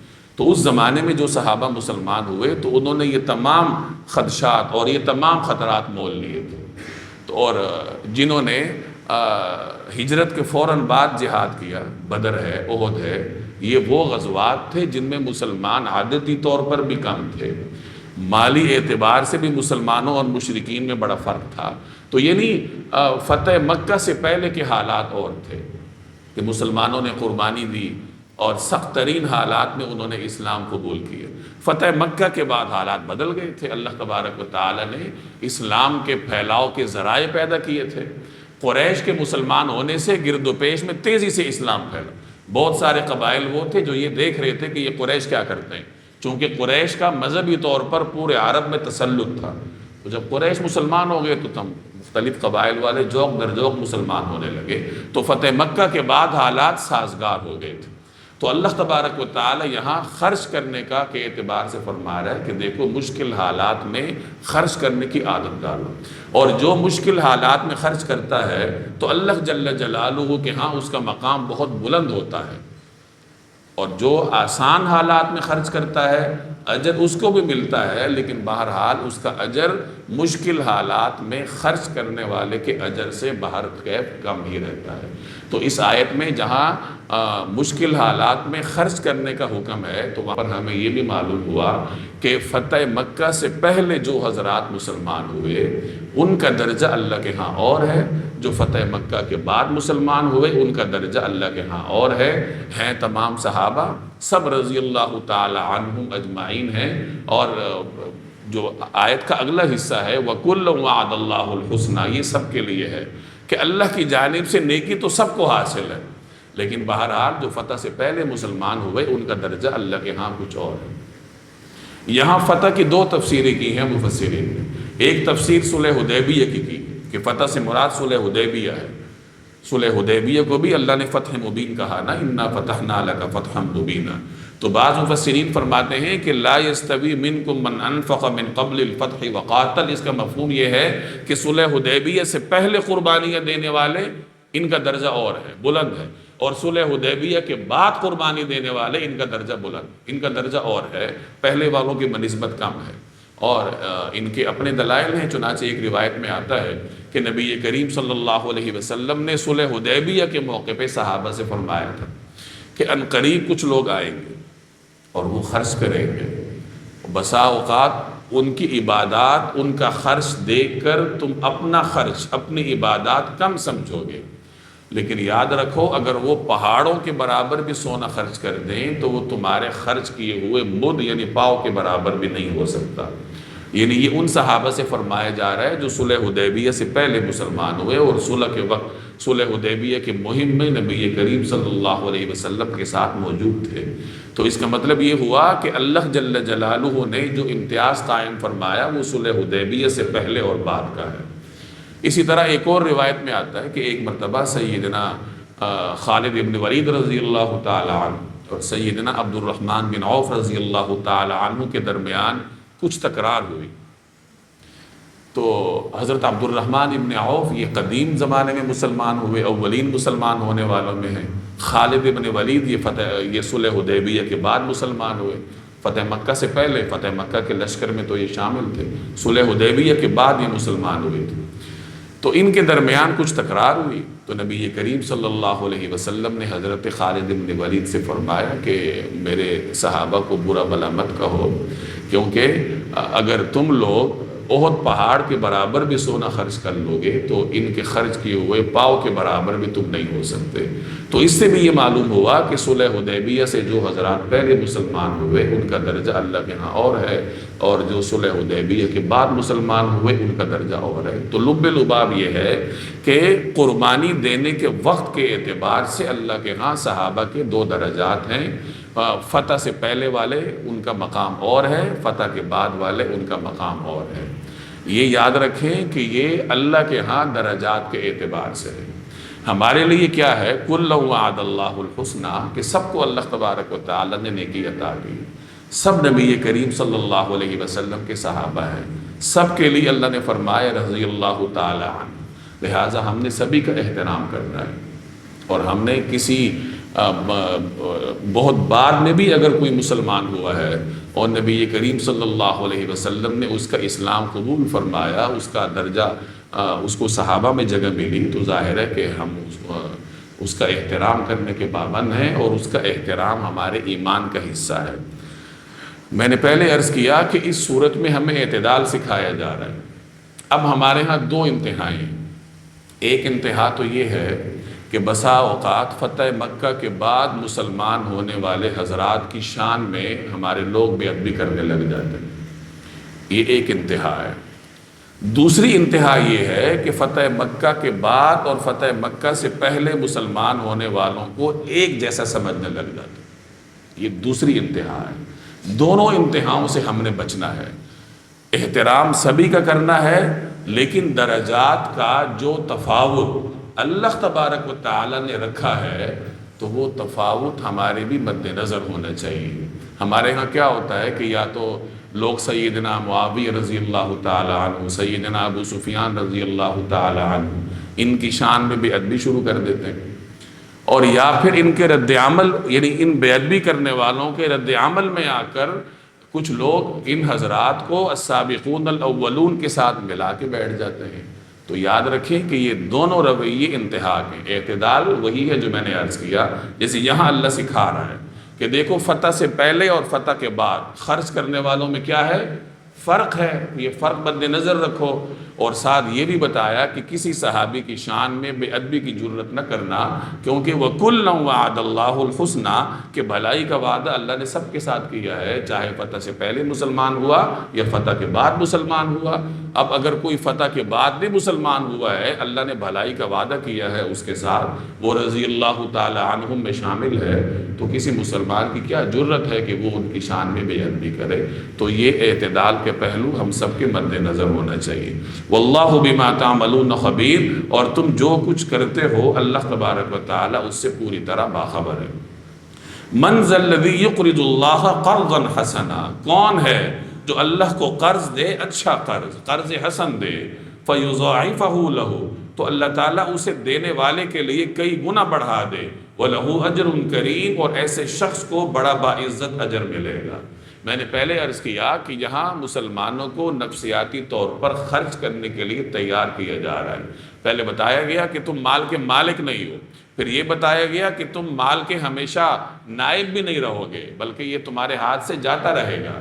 اب یہاں یہ بتایا جا رہا ہے کہ اگر تم یہ مال اللہ کو دو گے، خرچ کرو گے، مسلمانوں کے معاملات میں کسی مسلمان کی حاجت روائی کرو گے، تو گویا تم اللہ کو قرض دے رہے ہو، اور قرض حسن۔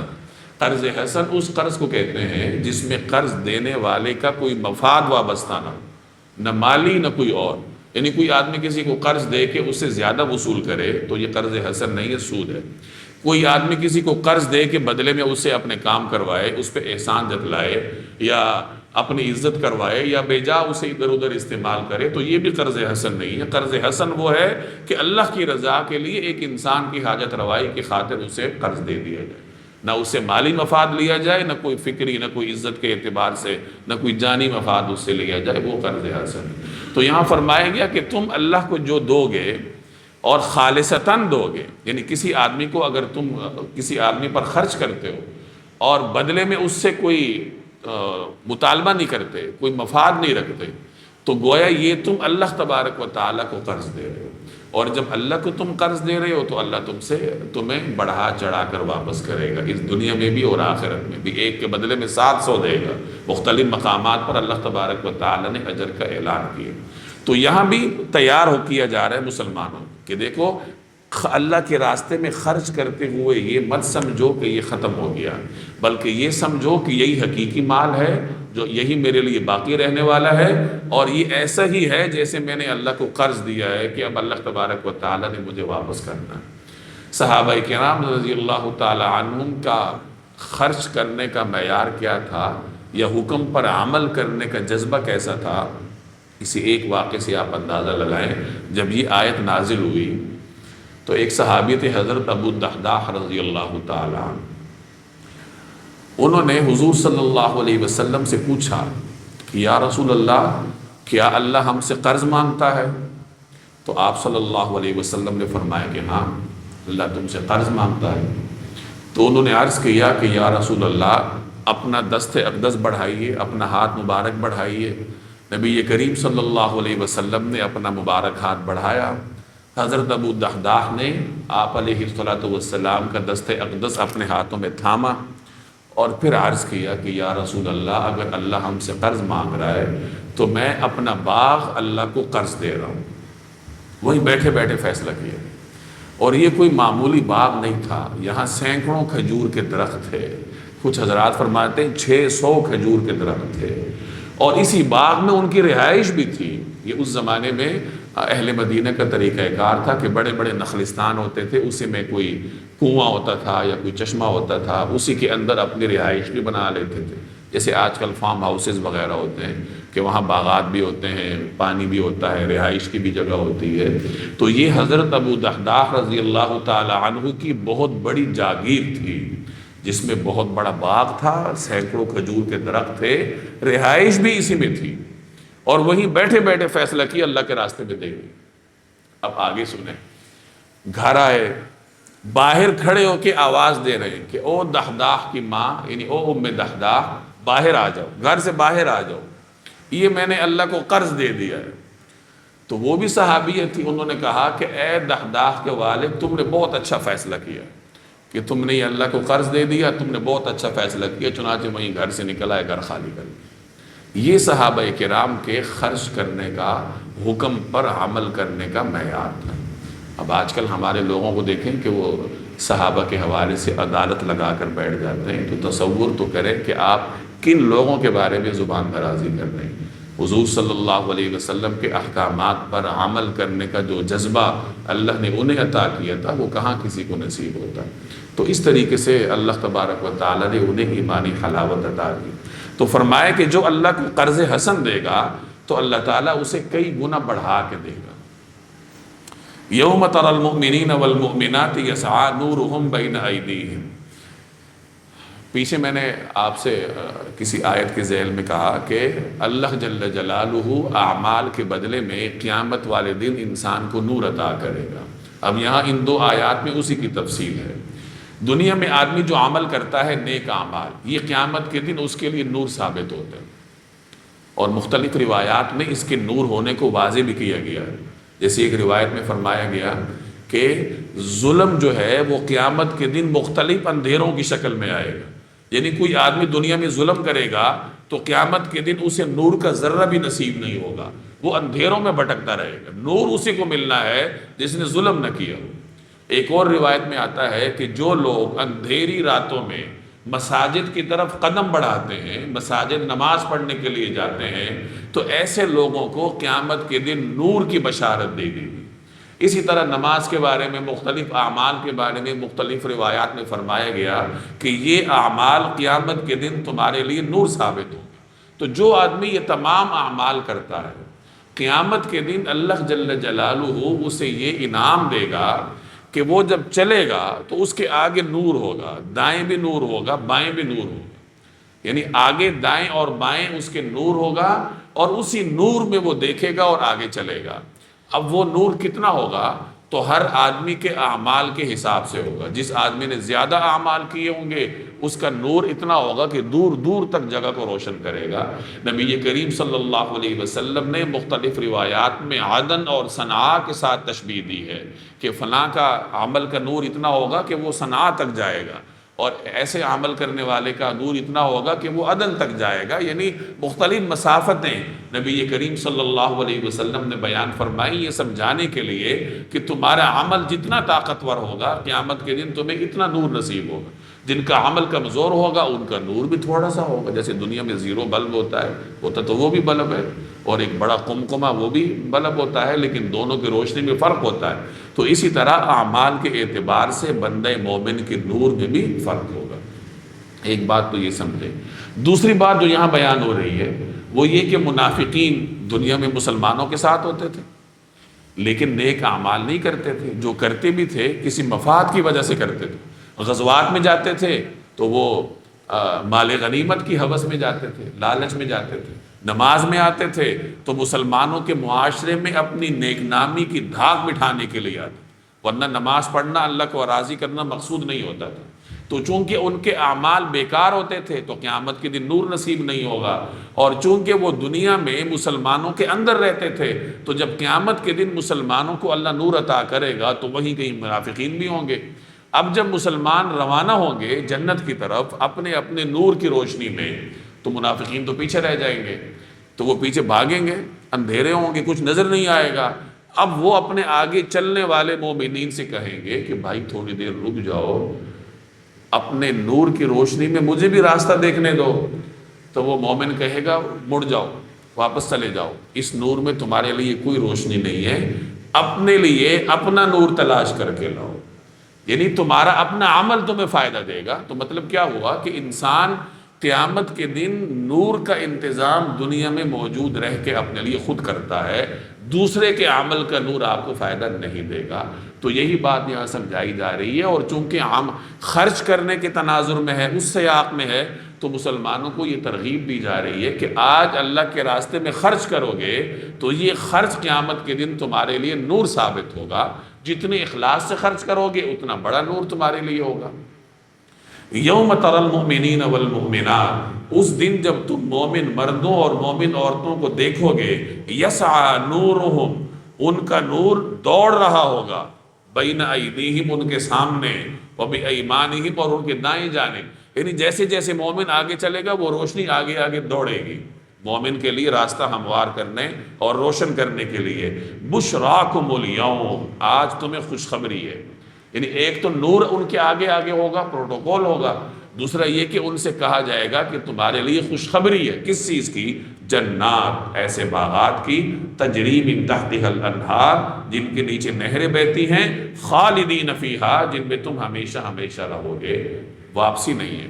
ذالک هو الفوز العظیم، یہی ہے جو بڑی زبردست کامیابی ہے۔ یہ قرآن کریم کا تصور کامیابی ہے، جو میں بارہا آپ سے پہلے بھی عرض کر چکا ہوں کہ دنیا میں ہم کامیابی کسی اور چیز کو سمجھتے ہیں، قرآن کریم کامیابی کسی اور چیز کو قرار دیتا ہے۔ یوم یقول المنافقون والمنافقات، اس دن جب منافق مرد اور منافق عورتیں کہیں گے، کن کو؟ للذین آمنوا، ان لوگوں سے جو ایمان لائے، یعنی جب ایمان والے اپنا نور لے کے جائیں گے آگے آگے تو منافقین پیچھے سے پکاریں گے، انظرونا، کہ ذرا ہمارا انتظار کر لو، نقتبس من نورکم، کہ تمہارے نور سے ہم بھی کچھ روشنی حاصل کر لیں۔ قیلا، ان سے کہا جائے گا، ارجعوا وراءکم، تم اپنے پیچھے لوٹ جاؤ، ہمارے پیچھے آنے کی اجازت نہیں ہے، پیچھے جاؤ۔ فالتمسوا نورا، پھر نور تلاش کرو، یعنی اپنا نور لے کر آؤ، ہمارے نور سے تمہیں فائدہ اٹھانے کی اجازت نہیں ہے۔ اس کا مطلب کیا ہوا؟ جیسے میں نے پہلے بھی عرض کیا کہ دنیا میں رہ کر اپنے لیے جنت خود آباد کرنی ہے۔ جیسے حضرت ابراہیم علیہ السلام نے معراج کے موقع پہ نبی کریم صلی اللہ علیہ وسلم سے فرمایا تھا کہ اپنی امت کو میرا سلام کہو اور ان سے کہو کہ جنت کی مٹی بڑی پاکیزہ خوشبودار ہے، لیکن جنت ایک بیابان ہے، اور اس کو آباد کرنے کا طریقہ کیا ہے؟ سبحان اللہ، الحمدللہ، لا الہ الا اللہ۔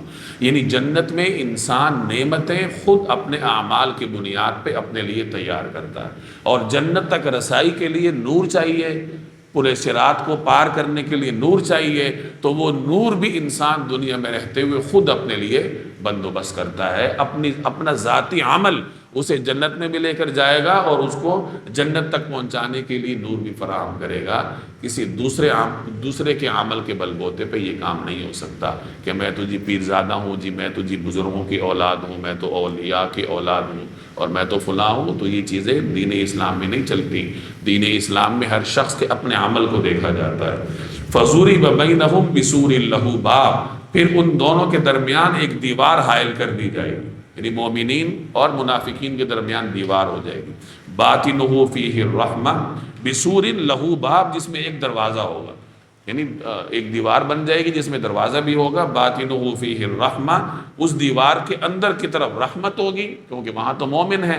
وظاہرہ من قبلہ العذاب، اور باہر کی طرف عذاب ہوگا، یعنی باہر کی طرف تو منافقین ہوں گے تو ان کی طرف عذاب ہوگا، اور اندر کیا ہوگی؟ رحمت ہوگی۔ ینادونہم، وہ مومنوں کو پکاریں گے یہ منافقین، اور کہیں گے الم نکم معکم، کیا ہم تمہارے ساتھ نہیں تھے؟ تمہارے محلے میں رہتے تھے، تمہاری مسجد میں نماز پڑھتے تھے، تمہارے ساتھ فلاں فلاں غزوے میں بھی ہم گئے تھے، تو ہم تو تمہارے ساتھ تھے۔ لیکن مسئلہ کیا ہے؟ جیسے میں نے پہلے عرض کیا کہ اس سورت کا موضوع ایمان اور اخلاص ہے، تو اخلاص کے بنیاد پہ اعمال نہیں ہوں گے تو وہ شمار بھی نہیں ہوں گے۔ تو منافقین کے یہی مسئلہ تھا کہ جہاد میں گئے ہیں، مالی غنیمت کے لیے گئے، مسجد نبوی میں نبی کریم صلی اللہ علیہ وسلم کے اقتداء میں نماز پڑھنے جیسی عظیم سعادت حاصل کی ہے، تو وہ بھی اخلاص کے ساتھ نہیں کی۔ عبداللہ بن ابی رئیس المنافقین تھا، آپ جانتے ہیں کہ وہ نبی کریم صلی اللہ علیہ وسلم کے پیچھے صف اول میں جمعے کی نماز میں ہوتا تھا، یہاں تک کہ آپ صلی اللہ علیہ وسلم کی تشریف آوری سے پہلے لوگوں کو کہتا تھا کہ لوگوں تمہارے یعنی حضور علیہ السلام کے خطبے کے لیے لوگوں کو ترغیب دیتا تھا۔ غزوہ احد میں جب اس کی منافقت کھل کے سامنے آ گئی تو احد کے بعد جو پہلا جمعہ آیا اس میں پھر وہ وہی موجود تھا، اور جب اس نے کھڑے ہو کے بات کرنی شروع کی تو صحابہ نے اسے کھینچا، یعنی اس کا نفاق کھل چکا تھا، پھر وہ غصے کے مارے مسجد سے باہر چلا گیا۔ تو عرض کرنے کا مقصد یہ کہ منافقین ساتھ ہوتے تھے، لیکن چونکہ اخلاص مفقود تھا تو مومنین کہیں گے ہاں تم ساتھ تو تھے، قالو، مومن کہیں گے بلا، ہاں تم تھے تو صحیح، لیکن مسئلہ کیا تھا؟ وَلَكِنَّكُمْ فَتَنْتُمْ أَنفُسَكُمْ، لیکن تم نے خود اپنے آپ کو فتنے میں ڈال لیا، وَتَرَبَّصْتُمْ، تم انتظار میں رہے۔ جیسے ایک آدمی فیصلہ نہ کر پا رہا ہو کہ میں ادھر جاؤں یا ادھر جاؤں، میرا مفاد کدھر ہے، مفاد کا اسیر ہے، تو منافقین بھی بیچارے پریشان ہوتے تھے کہ ہم مسلمان پکے ہو جائیں یا نہ ہوں، پتہ نہیں غلبہ مسلمانوں کو ملے گا یا کسی اور کو ملے گا، تو وہ مفادات کے اسیر تھے، ایمان کو بھی مفادات کے چشمے سے دیکھتے تھے۔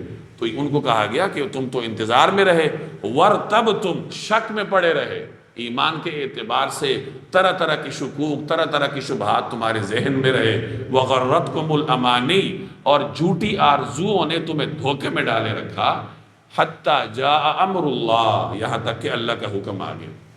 اللہ کا حکم آ گیا، اس کے دو مطلب ہیں، یا تو اس فرد کے اوپر آ گیا کہ وہ منافق کسی شش و پنج میں تھا کہ اللہ کا حکم آ گیا اور مر گیا، اور یا پھر اللہ کا حکم مسلمانوں کے غلبے کی صورت میں آ گیا کہ مسلمانوں کو اللہ نے غلبہ دے دیا۔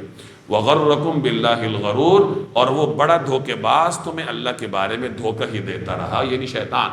تم ساری زندگی شک اور شبہ میں پڑے رہے، فتنے کا شکار رہے، اور یہاں تک کہ اللہ کا حکم آ گیا، تمہاری زندگی پوری ہو گئی، شیطان تمہیں دھوکے میں مبتلا کرتا رہا، تو آج تمہارے لیے نہ تو کوئی نور ہے اور نہ ہی تم ہمارے ساتھ سمجھے جاؤ گے، دنیا میں تم صرف ظاہری حد تک ہمارے ساتھ۔ اب یہ دیکھیں منافقین کی جو صفات ہیں، فتنتم انفسکم، اپنے آپ کو فتنے میں ڈالیں۔ دور حاضر میں کتنے فتنے ہیں، عقائد کے اعتبار سے، ایمانیات کے اعتبار سے، اعمال کے اعتبار سے مختلف دوست ہوتے ہیں، آپ کو عمل سے دور لے کر جائیں گے، مختلف لٹریچر ہوتا ہے آپ کی ایمانی طور پر آپ کے اندر مختلف قسم کا فساد اور فتنہ پیدا کرے گا۔ تو فتنے کی کوئی بھی شکل ہو، اگر کوئی آدمی اپنے آپ کو فتنے کے لیے تیار کرتا ہے، فتنے کے منہ میں ڈالتا ہے، تو یہ ان منافقین کی پہلی صفت تھی جو مدینہ طیبہ میں تھے۔ دوسرا، وَتَرَبَّصْتُمْ، انتظار میں رہے ساری زندگی، فیصلہ نہیں کر پائے۔ فیصلہ یہی ہوتا کہ وہ اللہ کی طرف آتے، اللہ کے حبیب کے غلامی کے دائرے میں آتے، لیکن نہیں۔ نمبر 3، وَارْتَبْتُمْ، شک میں پڑے رہے، شکوک اور شبہات کا شکار رہے کہ پتہ نہیں مسلمانوں کو غلبہ ملتا ہے یا نہیں ملتا۔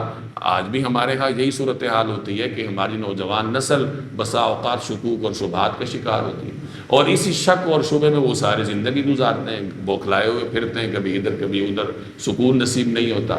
تو شک سے باہر آنے کا ایک ہی طریقہ ہے کہ اللہ اور اس کے رسول کو مان لو، بغیر دلیل کے مان لو، اور اللہ سے مانگو، اللہ تبارک و تعالی دلائل تمہارے سامنے کھولے گا۔ لیکن شکوک اور شبہات میں ہی انسان بھٹکتا رہے تو ساری زندگی اسے چین نصیب نہیں ہوتا، اسی حالت میں رہے گا یہاں تک کہ اللہ کا حکم آ جائے گا۔ فَالْيَوْمَ لَا يُؤْخَذُ مِنْكُمْ فِدْيَةٌ، چنانچہ آج نہ تم سے کوئی فدیہ قبول کیا جائے گا، یعنی آج تم کوئی جرمانہ دے کے چھوٹ نہیں سکتے۔ وَلَا مِنَ الَّذِينَ كَفَرُوا، اور نہ ان لوگوں سے جنہوں نے کفر اختیار کیا، یعنی جو کھلے کافر تھے جیسے مکہ کے مشرک تھے وہ بھی، اور جو منافق تھے اندرونی طور پر کافر تھے وہ بھی، دونوں کا انجام ایک جیسا ہوگا، کوئی فدیہ قبول نہیں ہوگا۔ مأواکم النار، تمہارا ٹھکانہ دوزخ ہے، ہی مأواک ہی مولاکم، وہی تمہاری رکھوالی ہے۔ مومنین کا مولا اللہ ہوگا اور منافقین کا مولا جہنم ہوگا، یعنی منافقین کی رکھوالی جہنم نے کرنی ہے اور مومنین کی رکھوالی اللہ نے کرنی ہے۔ وَبِئْسَ الْمَصِيرُ، اور یہ بہت برا انجام ہے۔ أَلَمْ يَأْنِ لِلَّذِينَ آمَنُوا أَن تَخْشَعَ قُلُوبُهُمْ لِذِكْرِ اللَّهِ وَمَا نَزَلَ مِنَ الْحَقِّ۔ أَلَمْ يَأْنِ لِلَّذِينَ آمَنُوا، کیا اہل ایمان کے لیے ابھی تک وقت نہیں آیا، أَن تَخْشَعَ قُلُوبُهُمْ لِذِكْرِ اللَّهِ، کہ ان کے دل جھک جائیں، ان کے دل جھک جائیں اللہ کے ذکر کے لیے، وَمَا نَزَلَ مِنَ الْحَقِّ، اور جو حق اترا ہے اس کے لیے، وَلَا يَكُونُوا كَالَّذِينَ أُوتُوا الْكِتَابَ، اور وہ ان لوگوں کی طرح نہ بنے جن کو پہلے کتاب دی گئی، فطال علیہم الامد، پھر ایک لمبی مدت گزر گئی، فقست قلوبہم، اور ان کے دل سخت ہو گئے، وکثیر منہم فاسقون، اور آج ان میں سے بہت نافرمان۔ مومن کی ایک خصوصیت قرآن کریم بیان کرتا ہے کہ جب اذا تلیت علیہم آیاتہ، جب اس کے سامنے اللہ کی آیات تلاوت کی جاتی ہیں، وجلت قلوبہم، تو اس کا دل لرز اٹھتا ہے، اور دل وہی لرزتا ہے جس دل میں نرمی ہوتی ہے۔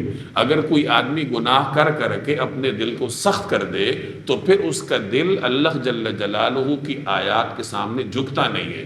یہاں مومنین کو جھنجھوڑا جا رہا ہے کہ دیکھو وہ وقت کب آئے گا جب تمہارا دل اللہ کے احکام کے آگے سرنگوں ہو جائے۔ آپ اس آیت کو اس زمانے کے حالات کے تناظر میں دیکھیں تو جیسے میں نے ابتدا میں عرض کیا کہ یہ وہ زمانہ تھا جب مسلمان اسلامی معاشرے کے تشکیل نو کے مرحلے میں تھے، جہاد کے مراحل درپیش تھے، مظلوم مہاجرین آتے تھے اور مخلص مسلمان ان کا بوجھ اٹھاتے تھے، غزوات کے لیے قربانیاں دیتے تھے، خرچ کرتے تھے۔ اب وہ لوگ جو اپنے آپ کو بظاہر تو مسلمان کہتے تھے، چاہے وہ ابتدائی طور پر ابتدائی درجے کے مسلمان تھے یا چاہے وہ منافق تھے اور مسلمانوں میں شامل تھے، تو ان سے کہا جا رہا تھا کہ تمہارا دل کب پسیجے گا؟ تم یہ حالات دیکھ رہے ہو کہ مخلص مسلمان کس آزمائش کا شکار ہے، باہر سے مظلوم مہاجرین آ رہے ہیں، غزوات درپیش ہیں، چاروں طرف مشرکین نے ناکہ بندی کر رکھی ہے، ادھر جو تھے جنوب میں قریش مکہ تھے، ادھر خیبر کے یہود تھے، تیسری طرف بنو غطفان اور مختلف صحرائی بدو تھے، ہر طرف مسلمانوں کے دشمن تھے۔ تو ان حالات میں بھی اگر تم سچے دل سے اللہ کے آگے جھکو گے نہیں، اسلام کے لیے خرچ نہیں کرو گے، تو پھر کون سے حالات ہوں گے، کب تمہارا دل تڑپے گا؟ تو ایک تو اس آیت کو ان حالات کے تناظر میں دیکھیں، اور ویسے بھی ہر مومن کے لیے اس میں ایک سبق ہے کہ آخر وہ وقت کب آئے گا جب ایک مومن اللہ کی طرف جائے، کہ پیدا اس نے کیا ہے، ایک ایک سانس میں وہ اللہ کا محتاج ہے، اور اس کے باوجود اللہ کی طرف جاتا نہیں ہے اور دائیں بائیں جاتا ہے، اس کا دل اللہ کے آگے جھکتا نہیں ہے، تو کب آئے گا وہ وقت؟ تو اس آیت پر غور کیا جائے تو یہ انسان کے ضمیر کو جھنجھوڑتی ہے۔ اس آیت سے منسوب ایک واقعہ بھی ہے، غالباً میں نے پہلے بھی سنایا تھا۔ فضیل بن عیاض کا نام آپ نے سنا ہوگا، بہت بڑے اللہ کے ولی تھے۔ یہ کسی زمانے میں بہت بڑے ڈاکو تھے، اور ڈاکوں میں اتنی مہارت تھی کہ ارد گرد کے علاقے میں ان کا ایک روپ تھا۔ اگر مسافر نکلتے سفر پہ تو پتہ کرتے تھے پہلے کہ میرے سفر کے راستے میں قرب و جوار میں کہیں فضیل تو نہیں پایا گیا۔ اگر پتہ چلتا کہ فلاں راستے میں فضیل نظر آیا تھا، اس راستے پہ کوئی سفر نہیں کرتا تھا، اتنی دھاک تھی۔ ایک مرتبہ یہ ڈاکہ ڈالنے کے لیے کسی دیوار پہ چڑھ گئے۔ اب دیوار کے اوپر تھے، اندر ایک بوڑھا آدمی تھا، وہ یہ آیت پڑھ رہا تھا، قرآن کریم کی تلاوت کر رہا تھا۔ یہ آیت آئی، الم یأن للذین آمنوا ان تخشع قلوبہم لذکر اللہ۔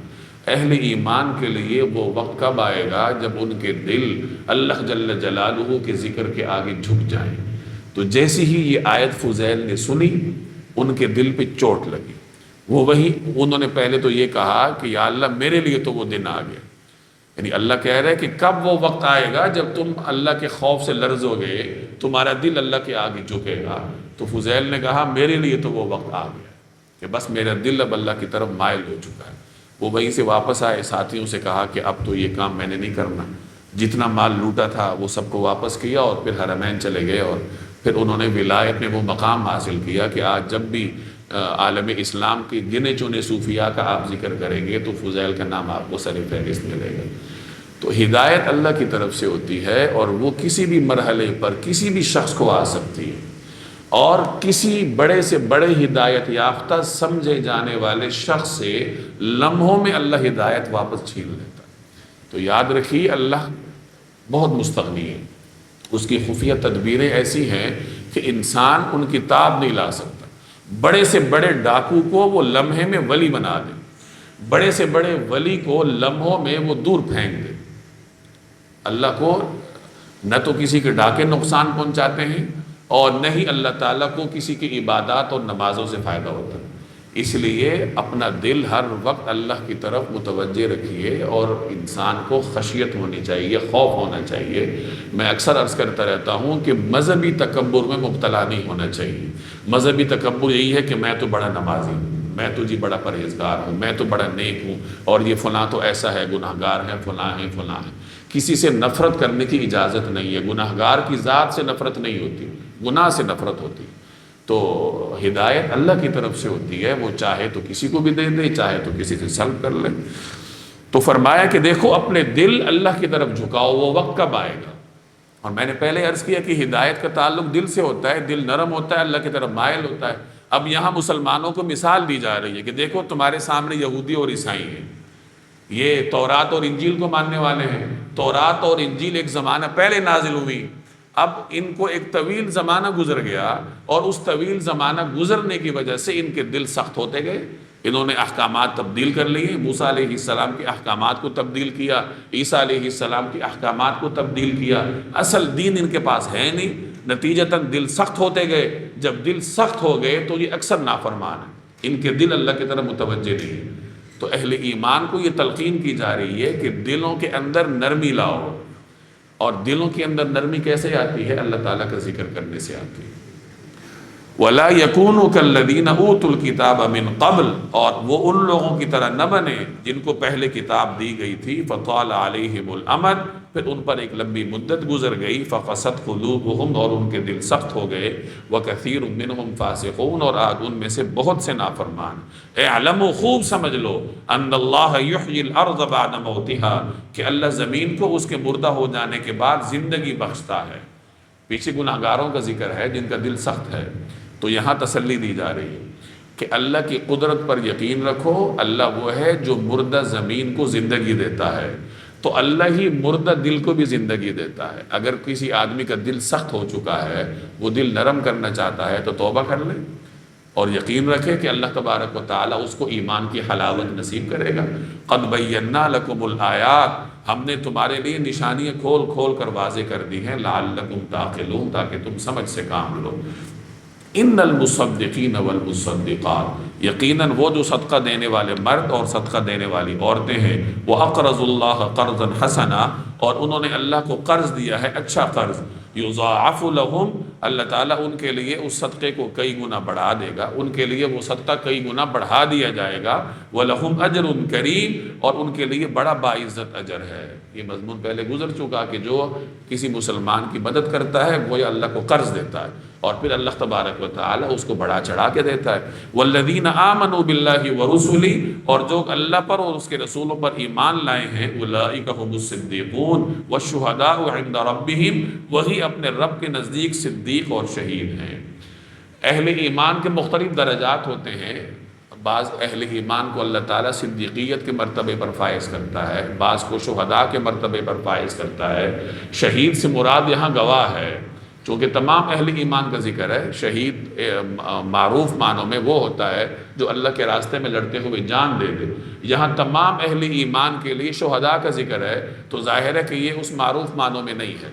بعض حضرات نے معروف معنوں میں بھی لیا ہے، اور وہ بھی اس کا مفہوم یوں بیان کرتے ہیں کہ جو آدمی ایمان کے ساتھ دنیا سے جاتا ہے تو گویا اللہ تبارک و تعالیٰ اسے شہادت کا مرتبہ عطا فرما دیتا ہے، یعنی کسی نہ کسی مرتبے میں اس کو فائز کر دیتا ہے۔ لیکن یہاں اگر شہید سے مراد گواہ لیا جائے، جیسے مسلمانوں کے بارے میں کہا گیا کہ یہ مسلمان گزشتہ امتوں پر شہداء ہیں، یہ ان کا مرتبہ ہے کہ یہ گزشتہ امتوں پر گواہ ہیں اور مسلمانوں پر ان کا رسول گواہ ہے، تو یہ اس کا مطلب یہ ہوا کہ اہل ایمان کے مراتب کا ذکر ہے کہ اہل ایمان ہیں، کچھ صدیقیت کے مرتبے پر فائز ہیں، شہداء کے مرتبے پر فائز ہیں۔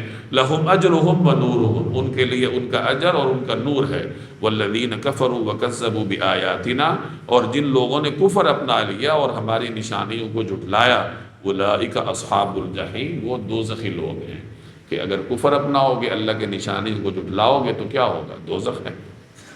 اعلموا، جان لو، انما الحیات الدنیا، کہ دنیاوی زندگی کی حقیقت بس یہ ہے، لعب و لہو، یعنی وہ کھیل کود ہے، وزینت، اور ظاہری سجاوٹ ہے، وتفاخر، اور ایک دوسرے پر فخر کرنے کا باعث ہے، تفاخر بینکم، یعنی آپس میں ایک دوسرے پر فخر کرنے کا باعث ہے، وتکاثر فی الاموال والاولاد، اور مال اور اولاد میں ایک دوسرے سے بڑھنے کی کوشش کرنے کا، یعنی یہ دنیاوی زندگی کے مختلف نام ہیں۔ لعب ہے، لہو ہے، زینت ہے، تفاخر اور تکاثر۔ آپ اگر دیکھیں تو انسان کے مختلف سٹیج ہوتے ہیں۔ کھیل فضول چیز کو کہتے ہیں، آدمی جب بچپنے میں ہوتا ہے تو وہ ہر چیز کو کھیل سمجھتا ہے، یعنی وہ کھانے کو بھی کھیل سمجھے گا، وہ کاپی پینسل کو بھی کھیل سمجھے گا، بچہ ہر چیز سے کھیلتا ہے۔ لہو بیکار چیزوں کو کہتے ہیں، جب بچہ ذرا لڑکپن میں آتا ہے تو وہ مختلف قسم کے فضول مشغلوں میں مصروف ہو جاتا ہے۔ اچھا، اب جب اور آگے بڑھتا ہے، ذرا نوجوان ہوتا ہے، تو نوجوانی میں کیا ہوتا ہے کہ وہ مختلف قسم کے ایسے مرحلوں کی طرف مائل ہوتا ہے کہ میرا لباس اچھا نظر آئے، میری شکل خوبصورت نظر آئے، یعنی زیب و زینت اور آرائش اور زیبائش کی طرف متوجہ ہوتا ہے۔ اب جوانی سے مزید آگے جاتا ہے، شادی کرتا ہے، گھر بار بساتا ہے، تو سٹیٹس کے چکر میں پڑ جاتا ہے۔ سٹیٹس کا مطلب کیا ہوتا ہے کہ میرا گھر اس سے بڑا ہو، میری گاڑی اس سے بڑا ہو، میرا زندگی گزارنے کا معیار اس سے بڑا ہو، گویا کہ تفاخر میں پڑ جاتا ہے۔ تھوڑا سا اور آگے ہوتا ہے، بچے بڑھنے لگ جاتے ہیں، بڑے ہونے لگتے ہیں، تو پھر اسے مستقبل کی فکر ستاتی ہے، اب وہ دولت جمع کرنے کے چکر میں پڑ جاتا ہے، تکاثر فی الاموال والاولاد، کہ پھر وہ کثرت کے چکر میں پڑتا ہے۔ تو انسانی زندگی کے مختلف سٹیج ہیں اور ان کے مد مقابل اس کا دنیا کا جو ویژن ہے وہ بدلتا رہتا ہے، کہ بچے کا دنیا کا ویژن بس کھیل ہے، تھوڑا سا آگے بڑھ گیا تو لہو ہے، اس سے آگے بڑھ گیا تو زینت ہے، اس سے آگے بڑھ گیا تو تفاخر ہے، اور ذرا 50-55 تک پہنچ گیا، اب دولت جمع کرنے کی اور تکاثر کی فکر سوار ہوگی۔ دنیا کا یہ یعنی دنیا کی حقیقت بس صرف یہ ہے۔ ان آیات میں اللہ جل جلالہ انسان کو دنیا کی حقیقت سمجھا رہے ہیں۔ تھوڑا سا آگے آپ پڑھیں گے کہ اللہ تعالیٰ نے دنیا کو دھوکہ قرار دیا کہ دنیا بس کیا ہے؟ دھوکے کا سامان۔ تو دنیا دھوکہ ہے، اور اسی طرح کھیل کود ہے، محض تفاخر ہے، محض تکاثر ہے، اس کی کوئی ابدیت نہیں ہے، اس کا کوئی استقرار نہیں ہے، اور یہ بس ایسے ہی ہے کہ آج ہے تو کل نہیں ہے۔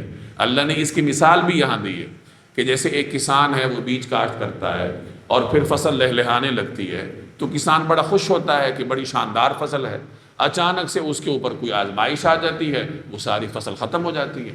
تو جیسے وہ فصل لمحوں میں ختم ہوئی ہے، کسان پہلے پھولے نہیں سما رہا تھا، خوش ہو رہا تھا کہ بڑی عالیشان فصل ہے، لمحوں میں تباہ ہو گئی۔ اسی طریقے سے دنیا کی مثال ہے کہ دنیا آج ہے، لمحوں میں ختم ہو جاتی ہے۔ بڑے بڑے کروڑپتی ہوتے ہیں، دنوں میں سڑک پہ آ جاتے ہیں، اور غریب آدمی ہوتا ہے، چند سالوں میں اللہ ترقی دے کے اسے محل میں بٹھا دیتا ہے۔ اللہ چاہے تو کبھی کسی غلام کو اٹھا کے بادشاہ بنا دیتا ہے، کبھی کسی بادشاہ کو اٹھا کے غلام بنا دیتا ہے۔ تو دنیا میں تو یہ تبدیلیاں آتی رہتی ہیں، تغیرات آتے رہتے ہیں۔ تو اس لیے فرمایا کہ دنیا ایک دھوکہ ہے بس۔ یہاں ایک اور چیز یاد رکھیں کہ یہاں تقابل ہو رہا ہے آخرت کے ساتھ۔ تو دنیا دھوکہ ہے آخرت جیسی حقیقت کے مقابلے۔ جیسے چھوٹا بلب آپ نے روشن کیا ہے تو وہ بلب اپنی جگہ بلب ہے، لیکن جب بڑا بلب آ جاتا ہے تو چھوٹے بلب کی حقیقت ختم ہو جاتی ہے۔ دنیا اپنی جگہ ایک حقیقت ہے، لیکن جب اس کا تقابل آخرت سے کیا جاتا ہے پھر یہ محض کھیل کود ہے، آخرت کے مقابلے میں اس کی کوئی حیثیت نہیں ہے۔ یہاں ایک اور چیز بھی یاد رکھیں کہ تکاثر ہے یا دولت جمع کرنا ہے یا دنیا میں محنت کرنا ہے یا کیریئر بنانا ہے، یہ چیزیں منع نہیں ہیں۔ منع یہ ہے کہ کیریئر کو اپنی منزل مت بناؤ، وہ ایک وسیلہ ہے، ہدف نہیں ہے۔ ہمارے ہاں نوجوان کا ہدف کیا ہوتا ہے کہ کیریئر بنانا ہے، جی ڈاکٹر بننا ہے، اسی کو وہ ہدف سمجھتا ہے۔ تو اسے سمجھانا چاہیے کہ ڈاکٹر بنو، انجینئر بنو، بڑے سے بڑے ڈاکٹر بنو، لیکن تمہارا ہدف یہ نہیں ہے، ہدف تمہارا آخرت ہے۔ یہ تو چھوٹا سا ایک سٹے ہے، چھوٹا سا سٹاپ ہے یا ایک وسیلہ ہے دنیا میں رہنے کے لیے۔ ہدف تمہارا کیا ہے؟ ہدف تمہارا آخرت ہے۔ من زحزح عن النار وادخل الجنہ فقد فاز، کہ جو آدمی آگ سے اپنے آپ کو بچا گیا، جنت میں اپنے آپ کو داخل کروا گیا، کامیاب وہی ہے۔ کامیابی یہ نہیں ہے کہ آپ بہت اعلیٰ درجے پر دنیا میں فائز ہو گئے، بڑا منصب آپ نے حاصل کر لیا، بڑا ٹیسٹ آپ نے کلیئر کر لیا، وہ کامیابی ہے، لیکن آخرت کے مقابلے میں اس کی حیثیت مچھر کے پر کے برابر بھی نہیں۔ یہاں بھی وہی اعتدال کی بات ہے کہ ہمارے ہاں انتہا ہے، یا تو ہم لوگ دنیا کے پیچھے ایسے پڑے ہیں کہ دین کی طرف فکر ہی نہیں، اور یا پھر دین کی طرف ایسے مائل ہوتے ہیں کہ دنیا کی نفی کرنے لگتے ہیں۔ اعتدال دونوں کے درمیان ہے کہ دنیا اپنی جگہ ایک حقیقت ہے، لیکن جب اس کا تقابل آخرت سے کیا جائے گا تو پھر اس کی حقیقت ختم ہو جاتی ہے۔ تو دونوں انتہاؤں کے درمیان اعتدال میں رہنا ہی ایک اچھے مسلمان کی نشانی ہوتی ہے۔ ہمیں جو دعا سکھائی گئی ہے وہ کیا ہے؟ ربنا آتنا فی الدنیا حسنہ وفی الآخرۃ حسنہ۔ دنیا کی بھلائی اور آخرت کی بھلائی دونوں کے ہم محتاج ہیں، اور دنیا کی بھلائی پہلے مانگی گئی۔ تو دنیا میں محنت کریں، خوب کریں، اچھے سے اچھا کیریئر بنائیں، لیکن اس کو منزل نہ سمجھیں، اس کو ایک وسیلہ سمجھیں کہ وہ وسیلہ ہے دنیا میں اچھے طریقے سے رہنے کا۔ اچھا جی، دوبارہ دیکھیں، اعلموا انما الحیات الدنیا لعب ولہو وزینۃ وتفاخر بینکم وتکاثر فی الاموال والاولاد۔ خوب سمجھ لو کہ اس دنیا والی زندگی کی حقیقت بس یہ ہے کہ وہ نام ہے کھیل کود کا، ظاہری سجاوٹ کا، تمہارے ایک دوسرے پر فخر جتانے کا، اور مال اور اولاد میں ایک دوسرے سے بڑھنے کی کوشش کرنے کا۔ ایک اور بات سمجھ لیں کہ کثرت اور تکاثر میں فرق ہے۔ دولت کی کثرت بری نہیں ہے، تکاثر برا ہے۔ تکاثر کا مطلب یہ ہے کہ انسان کی ہوس ختم ہی نہ ہو۔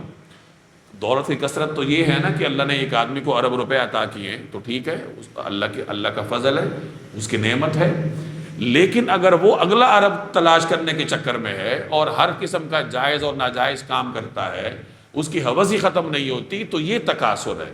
اور اس تکاثر سے بندہ مومن کو منع کیا گیا، دولت جمع کرنے سے نہیں۔ جائز طریقوں سے دولت حاصل کریں، خوب کریں، بس طریقہ جائز ہونا چاہیے، دولت کی دل میں محبت نہیں ہونی چاہیے، اور اس کے حقوق ادا کریں۔ آگے مثال دی گئی ہے دنیا کے فانی ہونے کی، کمثل غیث، اس کی مثال ایسی ہے جیسے بارش، اعجب الکفار نباتہ، کہ جس سے اگنے والی چیزیں کسانوں کو بہت اچھی لگتی ہیں۔ کفار کافر کی جمع ہے، یہاں کسان کو کافر کہا گیا۔ کافر اصل میں چھپانے والے کو کہتے ہیں، تو کسان بھی چونکہ بیج چھپاتا ہے زمین میں، اس وجہ سے اس کو کافر کہا گیا۔ اعجب الکفار نباتہ، کہ کسان کو اس سے اگنے والی چیزیں بہت اچھی لگتی ہیں، کہ بارش ہوئی اور کومپل پھوٹی، کسان بڑا خوش ہوا۔ ثم یہیج، پھر وہ اپنا زور دکھاتی ہے، یعنی وہ جو ایک کومپل پھوٹی ہے اب وہ زور دکھا رہی ہے، فتراہ مصفرن، پھر تم اس کو دیکھتے ہو کہ زرد پڑ گئی، یعنی زور دکھانے کے بعد اچانک زوال آ گیا، ثم یکون حطاما، پھر وہ چورا چورا ہو جاتی ہے۔ تو جیسے یہ فصل لمحوں میں لہلہانے سے تباہی کی طرف گئی ہے، ایسی ہی ساری دنیا کی مثال ہے۔ وفی الآخرۃ عذاب شدید، اور آخرت میں ایک تو سخت عذاب ہے، ومغفرۃ من اللہ ورضوان، اور اللہ کی طرف سے بخشش ہے اور خوشنودی۔ آخرت میں دو چیزیں ہیں صرف، یا تو عذاب ہے اور یا پھر اللہ کی رضا ہے، تیسری چیز نہیں ہے۔ تو اب یہ انسان کے اپنے دائرہ اختیار میں ہے کہ وہ دنیا میں رہتے ہوئے اپنے لیے آخرت میں کیا اختیار کرتا ہے، اللہ کے غضب کو دعوت دیتا ہے یا اللہ کی مغفرت کی طرف جاتا ہے۔ وَمَا الْحَيَاةُ الدُّنْيَا إِلَّا مَتَاعُ الْغُرُورِ، اور دنیا والی زندگی دھوکے کے سامان کے سوا کچھ بھی نہیں ہے۔ یہاں وہی تفصیل یاد رکھیں کہ دنیا دھوکے کا گھر ہے اس وقت جب اس کا تقابل آخرت سے کیا جائے۔ سابقوا الی مغفرۃ من ربکم وجنۃ عرضها کعرض السماء والارض، ایک دوسرے سے آگے بڑھنے کی کوشش کرو اپنے پروردگار کی بخشش کی طرف اور اس جنت کی طرف جس کی چوڑائی آسمان اور زمین کی چوڑائی جیسی، ایک دوسرے سے آگے بڑھنے کی کوشش کرو۔ مومنین کو تلقین کی گئی ہے کہ اگر مقابلہ کرنا ہے تو دین کے کاموں میں کرو۔ ہمارے ہاں مقابلہ ہوتا ہے دنیا کے کام میں کہ اس آدمی نے اتنے نمبر لے لیے تو میں اتنے لوں گا، وہ فلاں عہدے پر پہنچ گیا میں اس پر پہنچوں گا۔ اللہ کے ہاں مقابلہ پسند ہے دین کے کاموں میں کہ فلاں آدمی کا بیٹا حافظ بن گیا میں بھی بناؤں گا، فلاں آدمی کا بیٹا نماز پڑھتا ہے میں اپنے بچے کو نفل پڑھواؤں، خود بھی پڑھوں گا۔ تو دین کے کاموں میں جو مقابلہ ہے وہ اللہ تبارک و تعالیٰ کے ہاں پسند ہے، اور جب دین کے کاموں میں مقابلہ ہوگا تو بدلے میں جنت ملے گی۔ کون سی جنت؟ جس کی وسعت اتنی ہے کہ جتنی انسان کی سوچ بھی نہیں ہے۔ اعدت للذین آمنوا باللہ ورسلہ، یہ ان لوگوں کے لیے تیار کی گئی ہے جو اللہ اور اس کے رسولوں پر ایمان لائے ہیں۔ ذالک فضل اللہ یؤتیہ من یشاء، یہ اللہ کا فضل ہے وہ جس کو چاہتا ہے دیتا ہے۔ واللہ ذو الفضل العظیم، اور اللہ بڑے فضل والا ہے۔ یہاں یہ انسان کو بتا دیا گیا کہ تمہیں جنت ملے گی اللہ کے فضل سے ملے گی، یعنی انسان اعمال کرتا ہے، اعمال کی بنیاد پر اپنے آپ کو اللہ کے رحمت کا مستحق بناتا ہے، پھر اللہ کا فضل ہوتا ہے اور اللہ کے فضل سے ہی انسان کیا کرتا ہے؟ جنت جاتا ہے۔ اپنے اعمال کی بدولت کوئی آدمی جنت نہیں جا سکتا۔ ما اصاب من مصیبت فی الارض ولا فی انفسکم الا فی کتاب من قبل ان نبرأها، کوئی مصیبت ایسی نہیں ہے جو زمین میں نازل ہوتی یا تمہاری جانوں کو لاحق ہوتی ہو مگر وہ ایک کتاب میں اس وقت سے درج ہے جب ہم نے ابھی جانوں کو پیدا بھی نہیں کیا تھا۔ ان ذالک علی اللہ یسیر، یقین جانو کہ یہ بات اللہ کے لیے بہت آسان ہے۔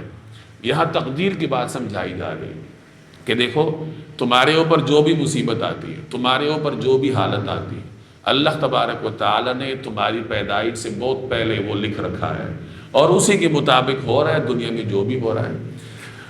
اب یہ جو تقدیر کا مسئلہ ہے، اس تقدیر کے مسئلے پر ایمان رکھنے کا فائدہ انسان کو بتایا جا رہا ہے کہ اس میں ایک نفسیاتی فائدہ ہے تمہارے لیے۔ اگلی آیت میں اس کا بیان ہے۔ فائدہ کیا ہے کہ جب تمہارا تقدیر پہ ایمان مضبوط ہوگا تو اس کا فائدہ یہ ہے کہ جب کوئی چیز تمہارے ہاتھ سے جاتی رہے گی تو تم ڈپریشن میں نہیں جاؤ گے، تم یہی سمجھو گے کہ اللہ نے لکھا تھا ہو گیا۔ دوسرا فائدہ یہ ہے کہ جب تمہیں کوئی بہت بڑی نعمت ملے گی تو تم تکبر کی طرف نہیں جاؤ گے، تم یہی کہو گے کہ اللہ کا فضل ہے، اللہ نے دیا ہے، اللہ نے لکھا تھا سو اللہ نے دے دیا۔ تو تقدیر پر ایمان رکھنے کی حکمت یہ ہے۔ باقی کوئی آدمی تقدیر کو سمجھنا چاہے یا پھر تقدیر کی وجہ سے وہ اپنے آپ کو مجبور سمجھے کہ جی جو کچھ ہے سو ہے اب میں بیٹھا ہوں، تو یہ طریقہ کار ٹھیک نہیں ہے۔ تقدیر انسان کو عمل سے نہیں روکتی، عمل آپ نے کرنا ہے لیکن نتیجہ اللہ پر چھوڑ دینا۔ بازار میں جانا ہے، دکان بنانی ہے، محنت کرنی ہے، یہ میرا کام ہے۔ اب اس محنت کا نتیجہ کیا ہوگا وہ اب تقدیر کے اوپر چھوڑ دو۔ آپ دیکھتے ہیں کہ دو آدمی ایک جیسی دکان ایک جیسی لوکیشن میں بناتے ہیں، ایک جیسی انویسٹمنٹ کرتے ہیں، کیا دونوں کا فائدہ برابر کا ہوتا ہے؟ فرق ہوتا ہے۔ تو نتیجہ اللہ نے اپنے ہاتھ میں رکھا ہے۔ ایک آدمی کوشش کرتا ہے، کوشش کامیاب ہو جاتی ہے، ایک آدمی کوشش کرتا ہے، کوشش ناکام ہو جاتی ہے۔ تو نتیجہ اللہ کے ہاتھ میں۔ انسان کا کام ہے عمل کرنا، محنت کرنا، نتیجہ کس کے اوپر چھوڑ دے؟ اللہ کے اوپر۔ تو یہاں انسان کو بتا دیا گیا کہ دیکھو جو کچھ ہے اللہ نے لکھ رکھا ہے، تقدیر پہ ایمان رکھو، اور اس کا فائدہ کیا ہے؟ لِكَيْ لَا تَأْسَوْا عَلَى مَا فَاتَكُمْ، یہ اس لیے تاکہ جو چیز تم سے جاتی رہے اس پر تم غم میں نہ پڑو۔ بس یہی سمجھو کہ اللہ کی طرف سے تھا، کسی عزیز کا انتقال ہو گیا تو یہی سمجھو کہ اللہ کی طرف سے تھا، کوئی مال جاتا رہا، گھریلو زندگی تباہ ہو گئی، کاروبار تباہ ہو گیا، تو اپنی غلطیاں بھی تلاش کرو لیکن ڈپریشن میں مت جاؤ، بس یہی سمجھ کے اپنے آپ کو تسلی دو کہ اللہ نے لکھا تھا، ہو گیا۔ وَلَا تَفْرَحُوا بِمَا آتَاكُمْ، اور جو چیز اللہ تمہیں عطا فرما دی اس پہ تم اتراؤ نہیں، تکبر کی طرف مت جاؤ، نہ مایوسی اور نہ تکبر۔ مصیبت انسان کو توڑے نہ، اور کامیابی انسان کو حد سے آگے نہ لے کر جائے بلکہ درمیان میں رہے، اعتدال میں رہے۔ واللہ لا يحب كل مختال فخور، اور اللہ تعالیٰ کسی ایسے شخص کو پسند نہیں کرتا جو اطراحٹ میں مبتلا ہو، فخور شیخی بگاڑنے والا ہو۔ الذین یبخلون، وہ ایسے لوگ ہیں جو کنجوسی کرتے ہیں، وَيَأْمُرُونَ النَّاسَ بِالْبُخْلِ، اور لوگوں کو بھی کنجوسی کی تلقین کرتے ہیں، یعنی انفاق فی سبیل اللہ نہیں کرتے، خود بھی روک کے رکھتے ہیں، دوسروں کو بھی روکنے پر مجبور کرتے ہیں۔ اس میں بھی تقدیر پر ایمان انسان کو خرچ کرنے پر بھی آمادہ کرتا ہے کہ خرچ کرو، یہ فکر مت کرو کہ آگے کیا ہوگا، جو ہوگا اللہ نے لکھا ہوا ہے۔ وَمَن يَتَوَلَّ، اور جو شخص منہ موڑ لے، فَإِنَّ اللَّهَ هُوَ الْغَنِيُّ الْحَمِيدُ، تو یاد رکھو کہ اللہ ہی ہے جو سب سے بے نیاز ہے، بذات خود قابل تعریف ہے۔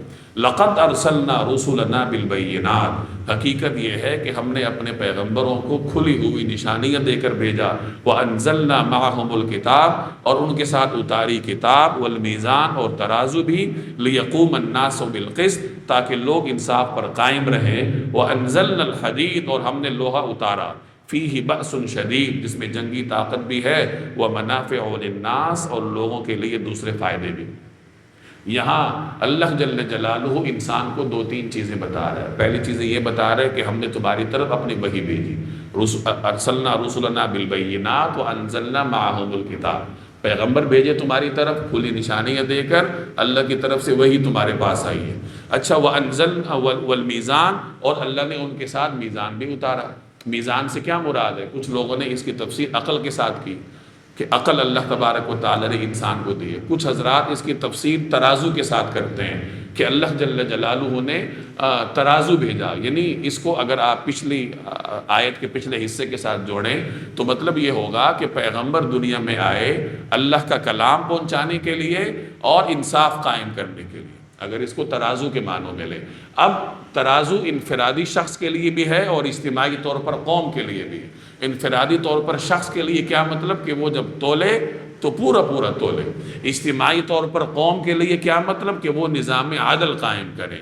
تو پیغمبروں نے لوگوں تک اللہ کا پیغام بھی پہنچایا اور لوگوں کے درمیان انصاف کا نظام بھی قائم فرمایا۔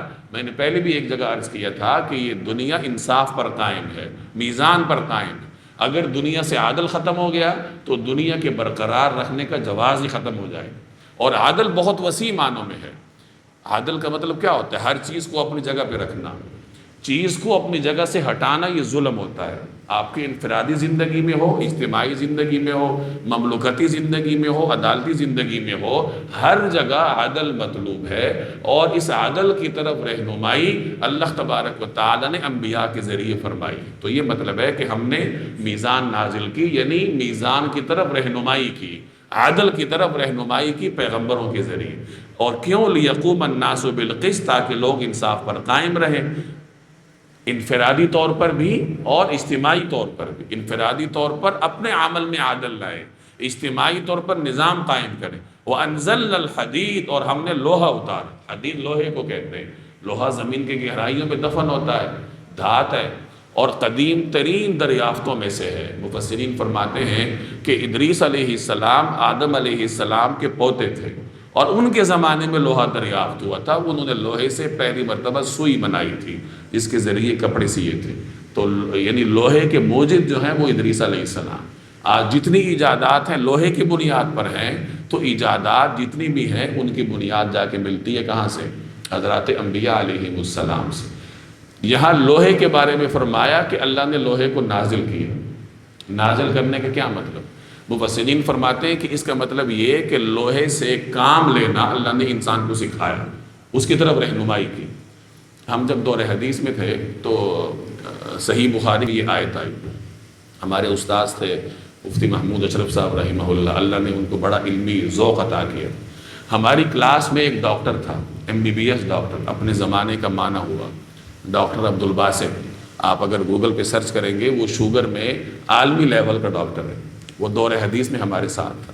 تو استاد جی نے اس سے پوچھا کہ ڈاکٹر صاحب یہ حدید کے بارے میں اللہ نے کہا کہ نازل کیا، حالانکہ لوہا تو زمین میں ہوتا ہے، تو آپ کے خیال میں اس کی کیا سائنسی توجیہ ہوگی؟ تو ڈاکٹر صاحب نے کہا کوئی اس سے ملتا جلتا جواب تھا کہ لوہے کو جتنی گرمائش چاہیے ہوتی ہے وہ زمین میں نہیں ہوتی، تو اس لیے بعض حضرات کہتے ہیں کہ کسی زمانے میں کوئی فلکی اجرام ٹوٹے ہوں گے، وہ زمین میں دفن ہوئے ہوں گے تو لوہا بنا ہوگا، یعنی اوپر سے ہی آیا تھا۔ تو پھر استاد جی نے فرمایا کہ اچھا ماشاءاللہ، یعنی آیات کی تفسیر اس طرح بھی ہوتی ہے۔ تو بہرحال یہ تو اس کی لغوی تشریح ہے کہ اللہ تبارک و تعالیٰ نے لوہا نازل کیا، اور ساتھ فرمایا کہ اس میں شدید طاقت ہے، چونکہ لوہے کے ذریعے تلواریں بنتی ہیں، لوہے کے ذریعے ایجادات ہوتے ہیں۔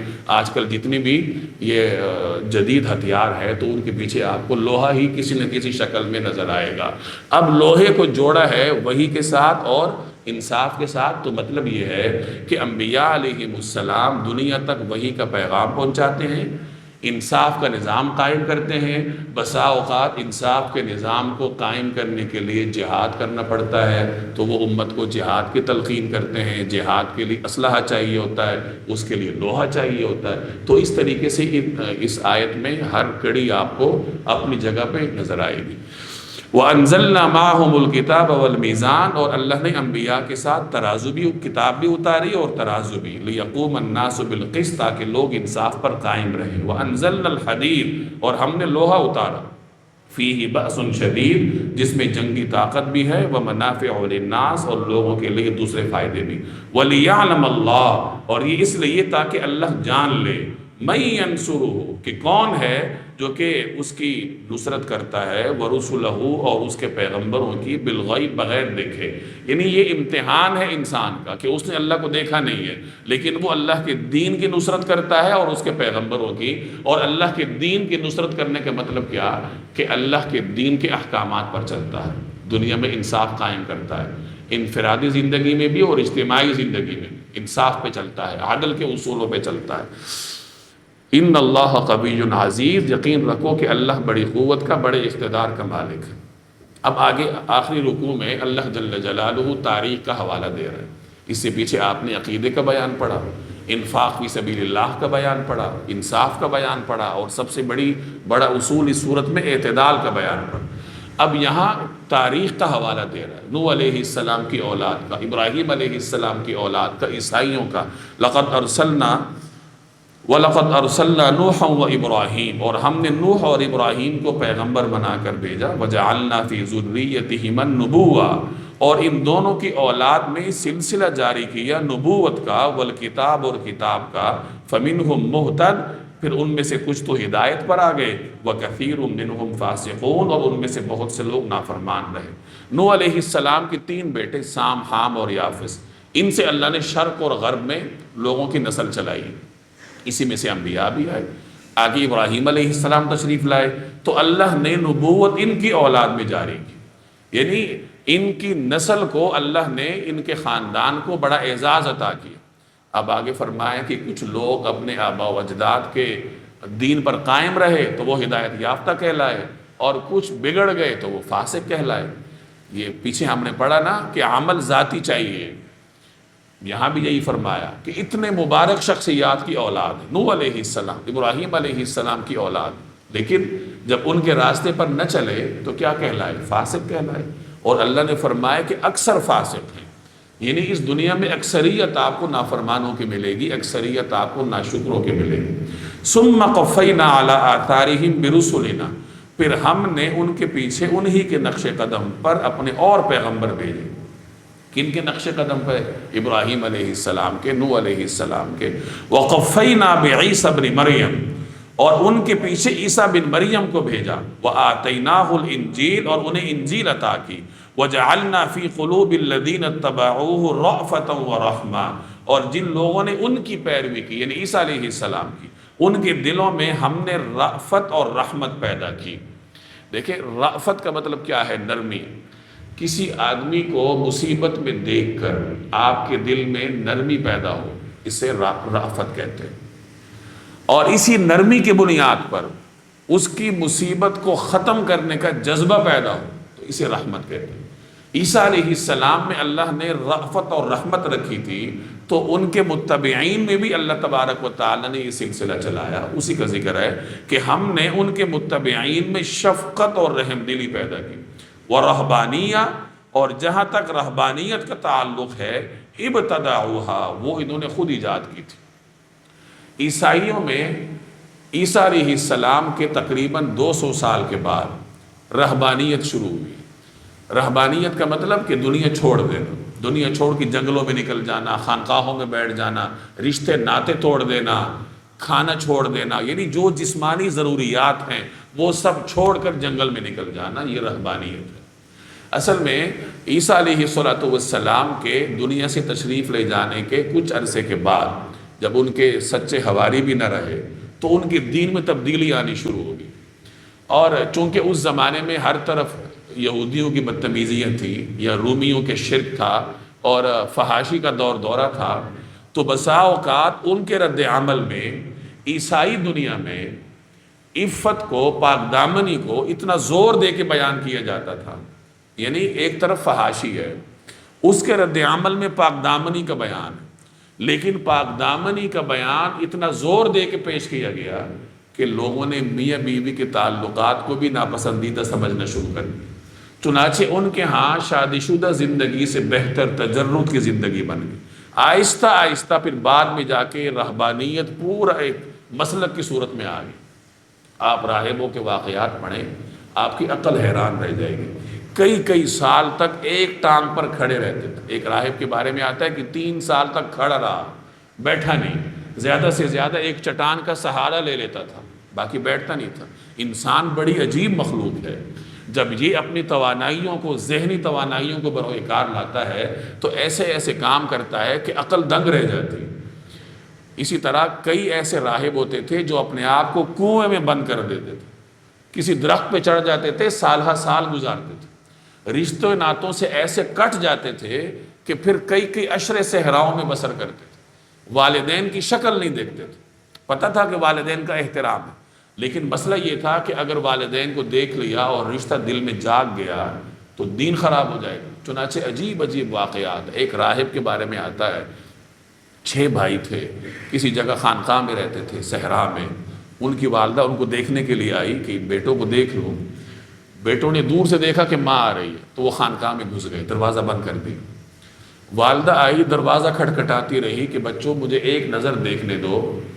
انہوں نے دروازہ نہیں کھولا کہ ماں کو دیکھیں گے دین خراب ہو، رشتہ جاگے گا۔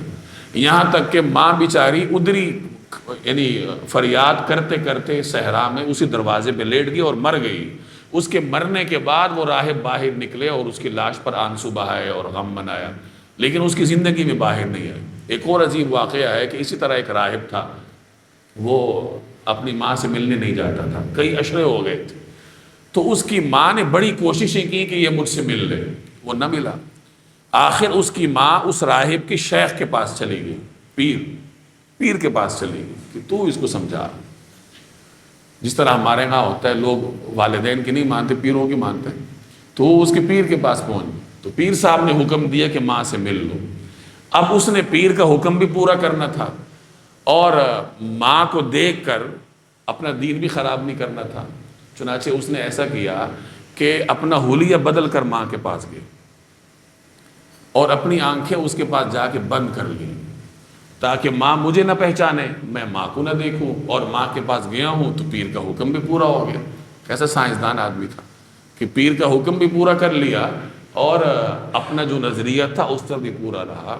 اس کا مطلب یہ ہوا کہ یہ جو ہمارے ہاں پیر پرستی ہے یہ کوئی نئی نہیں ہے، یہ وہیں سے چلی آ رہی کہ ہر چیز پر پیر کو ترجیح دینا۔ اگر پیر صاحب نسبت ہے تو ظاہر ہے کہ وہ آپ کو رشتوں کی اہمیت بتائے گا، اور اگر پیر ایسے گیا گزرا ہے تو وہ آپ کو ہر طرف سے کاٹ کے اپنے پیچھے لگائے۔ اب رہبانیت اختیار کر لی اللہ نے ان پہ لاگو نہیں کی تھی، لیکن انسان تھے، بشری تقاضے ہوتے ہیں، کب تک زندگی گزاریں گے؟ بالآخر گناہوں میں پڑ جاتے تھے، جیسے راہبوں کی فحاشی کے واقعات آپ نے پڑھے ہوں گے۔ تو یہاں اللہ نے فرمایا کہ رہبانیت ہم نے ان پہ لاگو نہیں کی تھی، انہوں نے خود اختیار کی، اللہ کے احکامات کی رعایت نہیں کر سکے، دین کو نہیں سمجھ سکے، اور جو پابندی اپنے اوپر لگائی اس کی بھی لاج نہیں رکھ سکے۔ پابندی لگائی کہ میں شادی شدہ زندگی نہیں گزاروں گا، تو مطلب یہ کہ خواہشات کا گلا گھونٹوں گا، لیکن وہ چوری چھپ کے ناجائز طریقے سے خواہشات پورے کرتے تھے۔ اچھا، یہ راہب چونکہ رشتوں سے کٹ جاتے تھے تو ان کی انسانیت مر جاتی تھی، نتیجتاً ان کے اندر سے رحم ختم ہو جاتا تھا۔ پھر جب یہ ظلم کرتے تھے تو ایسا ظلم کرتے تھے کہ پھر تاریخ کے اوراق کو ظلم سے بھر دیتے تھے۔ یہ جو آپ عیسائیوں کے مسلمانوں پر مظالم پڑھتے ہیں کہ بیت المقدس میں انہوں نے اتنا خون بہایا کہ گھوڑے کے جو سم تھے وہ خون میں ڈوب گئے، انسانی خون میں، یعنی اتنا ظلم وہ کرتے تھے پھر۔ اور ظلم کیوں کرتے تھے؟ کیونکہ ان کے اندر سے انسانیت مر چکی ہے، وہ کسی انسان کو جانتے نہیں۔ اور یہ صرف مسلمانوں پر نہیں، آپس میں بھی ایک دوسرے پہ کرتے تھے۔ عیسائی دنیا میں مختلف فرقے ہیں، اور ہر فرقے نے دوسرے فرقے پر وہ مظالم کیے کہ اللمان والحفی۔ تو یہاں اللہ تعالیٰ اسی رحمانیت کا ذکر کر رہا ہے، والرہبانیہ، اور جہاں تک رہبانیت کا تعلق ہے، ابتدعوہا، وہ انہوں نے خود ایجاد کی تھی، ما کتبناہا علیہم، ہم نے ان کی ذمہ واجب نہیں کیا تھا، الا ابتغاء رضوان اللہ، لیکن انہوں نے اللہ کی خوشنودی حاصل کرنی چاہی، فما رعوہا حق رعایتہا، پھر اس کی ویسی رعایت نہ کر سکے جیسے اس کا حق تھا۔ اس کے دو مطلب ہیں کہ اللہ کی خوشنودی حاصل کرنی تھی تو اس کے لیے وہ کام کرتے جن سے اللہ کی رضا ملتی ہے، لیکن وہ دوسری طرف چل پڑے۔ دوسرا مطلب یہ کہ انہوں نے اللہ کی خوشنودی کے لیے جو کام اختیار کیے اپنے فہم کے مطابق، وہ اس کو بھی پورا نہیں کر سکے، پھر چوری چھپ کے خواہشات پورے کرنے لگے۔ فَآتَيْنَا الَّذِينَ آمَنُوا مِنْهُمْ أَجْرَهُمْ، پھر غرض یہ کہ ان میں سے جو لوگ ایمان لائے تھے ان کو ہم نے ان کا اجر دیا۔ وَكَثِيرٌ مِّنْهُمْ فَاسِقُونَ، اور ان میں سے بہت سے لوگ نافرمان ہی رہے، یعنی جو تائب ہو گئے، اسلام کی طرف آ گئے، ان کو اجر مل گیا، جو فسق میں رہے سو وہ رہے۔ اس آیت سے بھی آپ کو اعتدال کا درس ملتا ہے کہ عیسائی دنیا رہبانیت میں حد سے تجاوز کر گئی۔ عیسیٰ علیہ السلام کو اللہ کا بیٹا سمجھ کر افکار میں، ایمانیات میں حد سے تجاوز کر گئی، تو مسلمان کو کہا گیا کہ غلو نہ کرو، نہ افکار میں، نہ ایمانیات میں، اور نہ ہی اپنے اعمال میں، بلکہ کس میں رہو؟ اعتدال میں رہو۔ یاد رکھیں، اعتدال ہی دین کا بنیادی عنصر ہے۔ جس آدمی نے اعتدال سیکھ لیا تو گویا کہ اس نے دین پہ عمل سیکھ لیا۔ یا ایھا الذین آمنوا، اے ایمان والو، اتقوا اللہ، یا اللہ سے ڈرو، وآمنوا برسولہ، اور اس کے پیغمبر پر ایمان لاؤ۔ یعنی ایمان اگر لائے ہو تو ایمان کو مضبوط کرو۔ یؤتکم کفلین من رحمتہ، تاکہ وہ تمہیں اپنی رحمت کے دو حصے عطا فرمائے۔ یعنی جو مسلمان ایمان لاتا ہے، کفر کو چھوڑتا ہے، تو وہ دو کام کرتا ہے، ایک اس نے کفر چھوڑا اور ایک وہ ایمان میں آیا، تو دو کام اس نے کیے تو اللہ اس کو اجر بھی دو عطا کرے گا۔ اسی طرح جو عیسائی مسلمان ہوتا ہے تو پہلے وہ عیسیٰ علیہ السلام پہ ایمان رکھتا تھا، اب وہ نبی کریم صلی اللہ علیہ وسلم پر ایمان رکھ رہا ہے، تو اللہ تعالیٰ اسے دو اجر عطا کرتا ہے۔ تو دونوں مطلب ہیں اس کے۔ وَيَجْعَلْ لَكُمْ نُورًا، اور تاکہ وہ تمہارے لیے وہ نور پیدا کرے، تمشون بِہِ، جس کے ذریعے تم چل سکو، وَيَغْفِرْ لَكُمْ، اور تمہاری بخشش فرما دے، وَاللَّهُ غَفُورٌ رَحِيمٌ، اور اللہ بہت بخشنے والا، بہت مہربان ہے۔ یعنی ایمان لاؤ، ایمان کو مضبوط کرو، اللہ تمہیں دوہرا اجر دے گا، قیامت کے دن تمہارے لیے نور پیدا کرے گا جس کی روشنی میں تم چلو گے۔ لِأَلَّا يَعْلَمَ أَهْلُ الْكِتَابِ، تاکہ اہل کتاب کو معلوم ہو جائے، اللہ يَقْدِرُونَ عَلَى شَيْءٍ مِّن فَضْلِ اللَّهِ، کہ اللہ کے فضل میں سے کسی چیز پر انہیں کوئی اختیار نہیں ہے۔ اہل کتاب یہ سمجھتے تھے کہ آخری نبی بنو اسرائیل میں سے آئے گا، اللہ نے آخری نبی بھیجا بنو اسماعیل میں سے، تو اور فرمایا کہ یہ تو اللہ کا فضل ہے کہ وہ جس کو چاہے عطا کرے۔ اللہ تعالیٰ نے اس سے پہلے نبوت کا فضل بنی اسرائیل کو عطا کیا تھا، اور اب اللہ تعالیٰ بنی اسماعیل کو عطا کر رہا ہے، تاکہ اہل کتاب کو پتہ چل جائے کہ اللہ تعالیٰ اپنے فضل کا مالک ہے، وہ جس کو چاہے فضل عطا کرے۔ وَأَنَّ الْفَضْلَ بِيَدِ اللَّهِ، اور یہ کہ تمام تر فضل اللہ کے ہاتھ میں ہے، يُؤْتِيهِ مَن يَشَاءُ، وہ جس کو چاہتا ہے عطا فرماتا ہے، وَاللَّهُ ذُو الْفَضْلِ الْعَظِيمِ، اور اللہ تعالیٰ فضل عظیم کا مالک ہے۔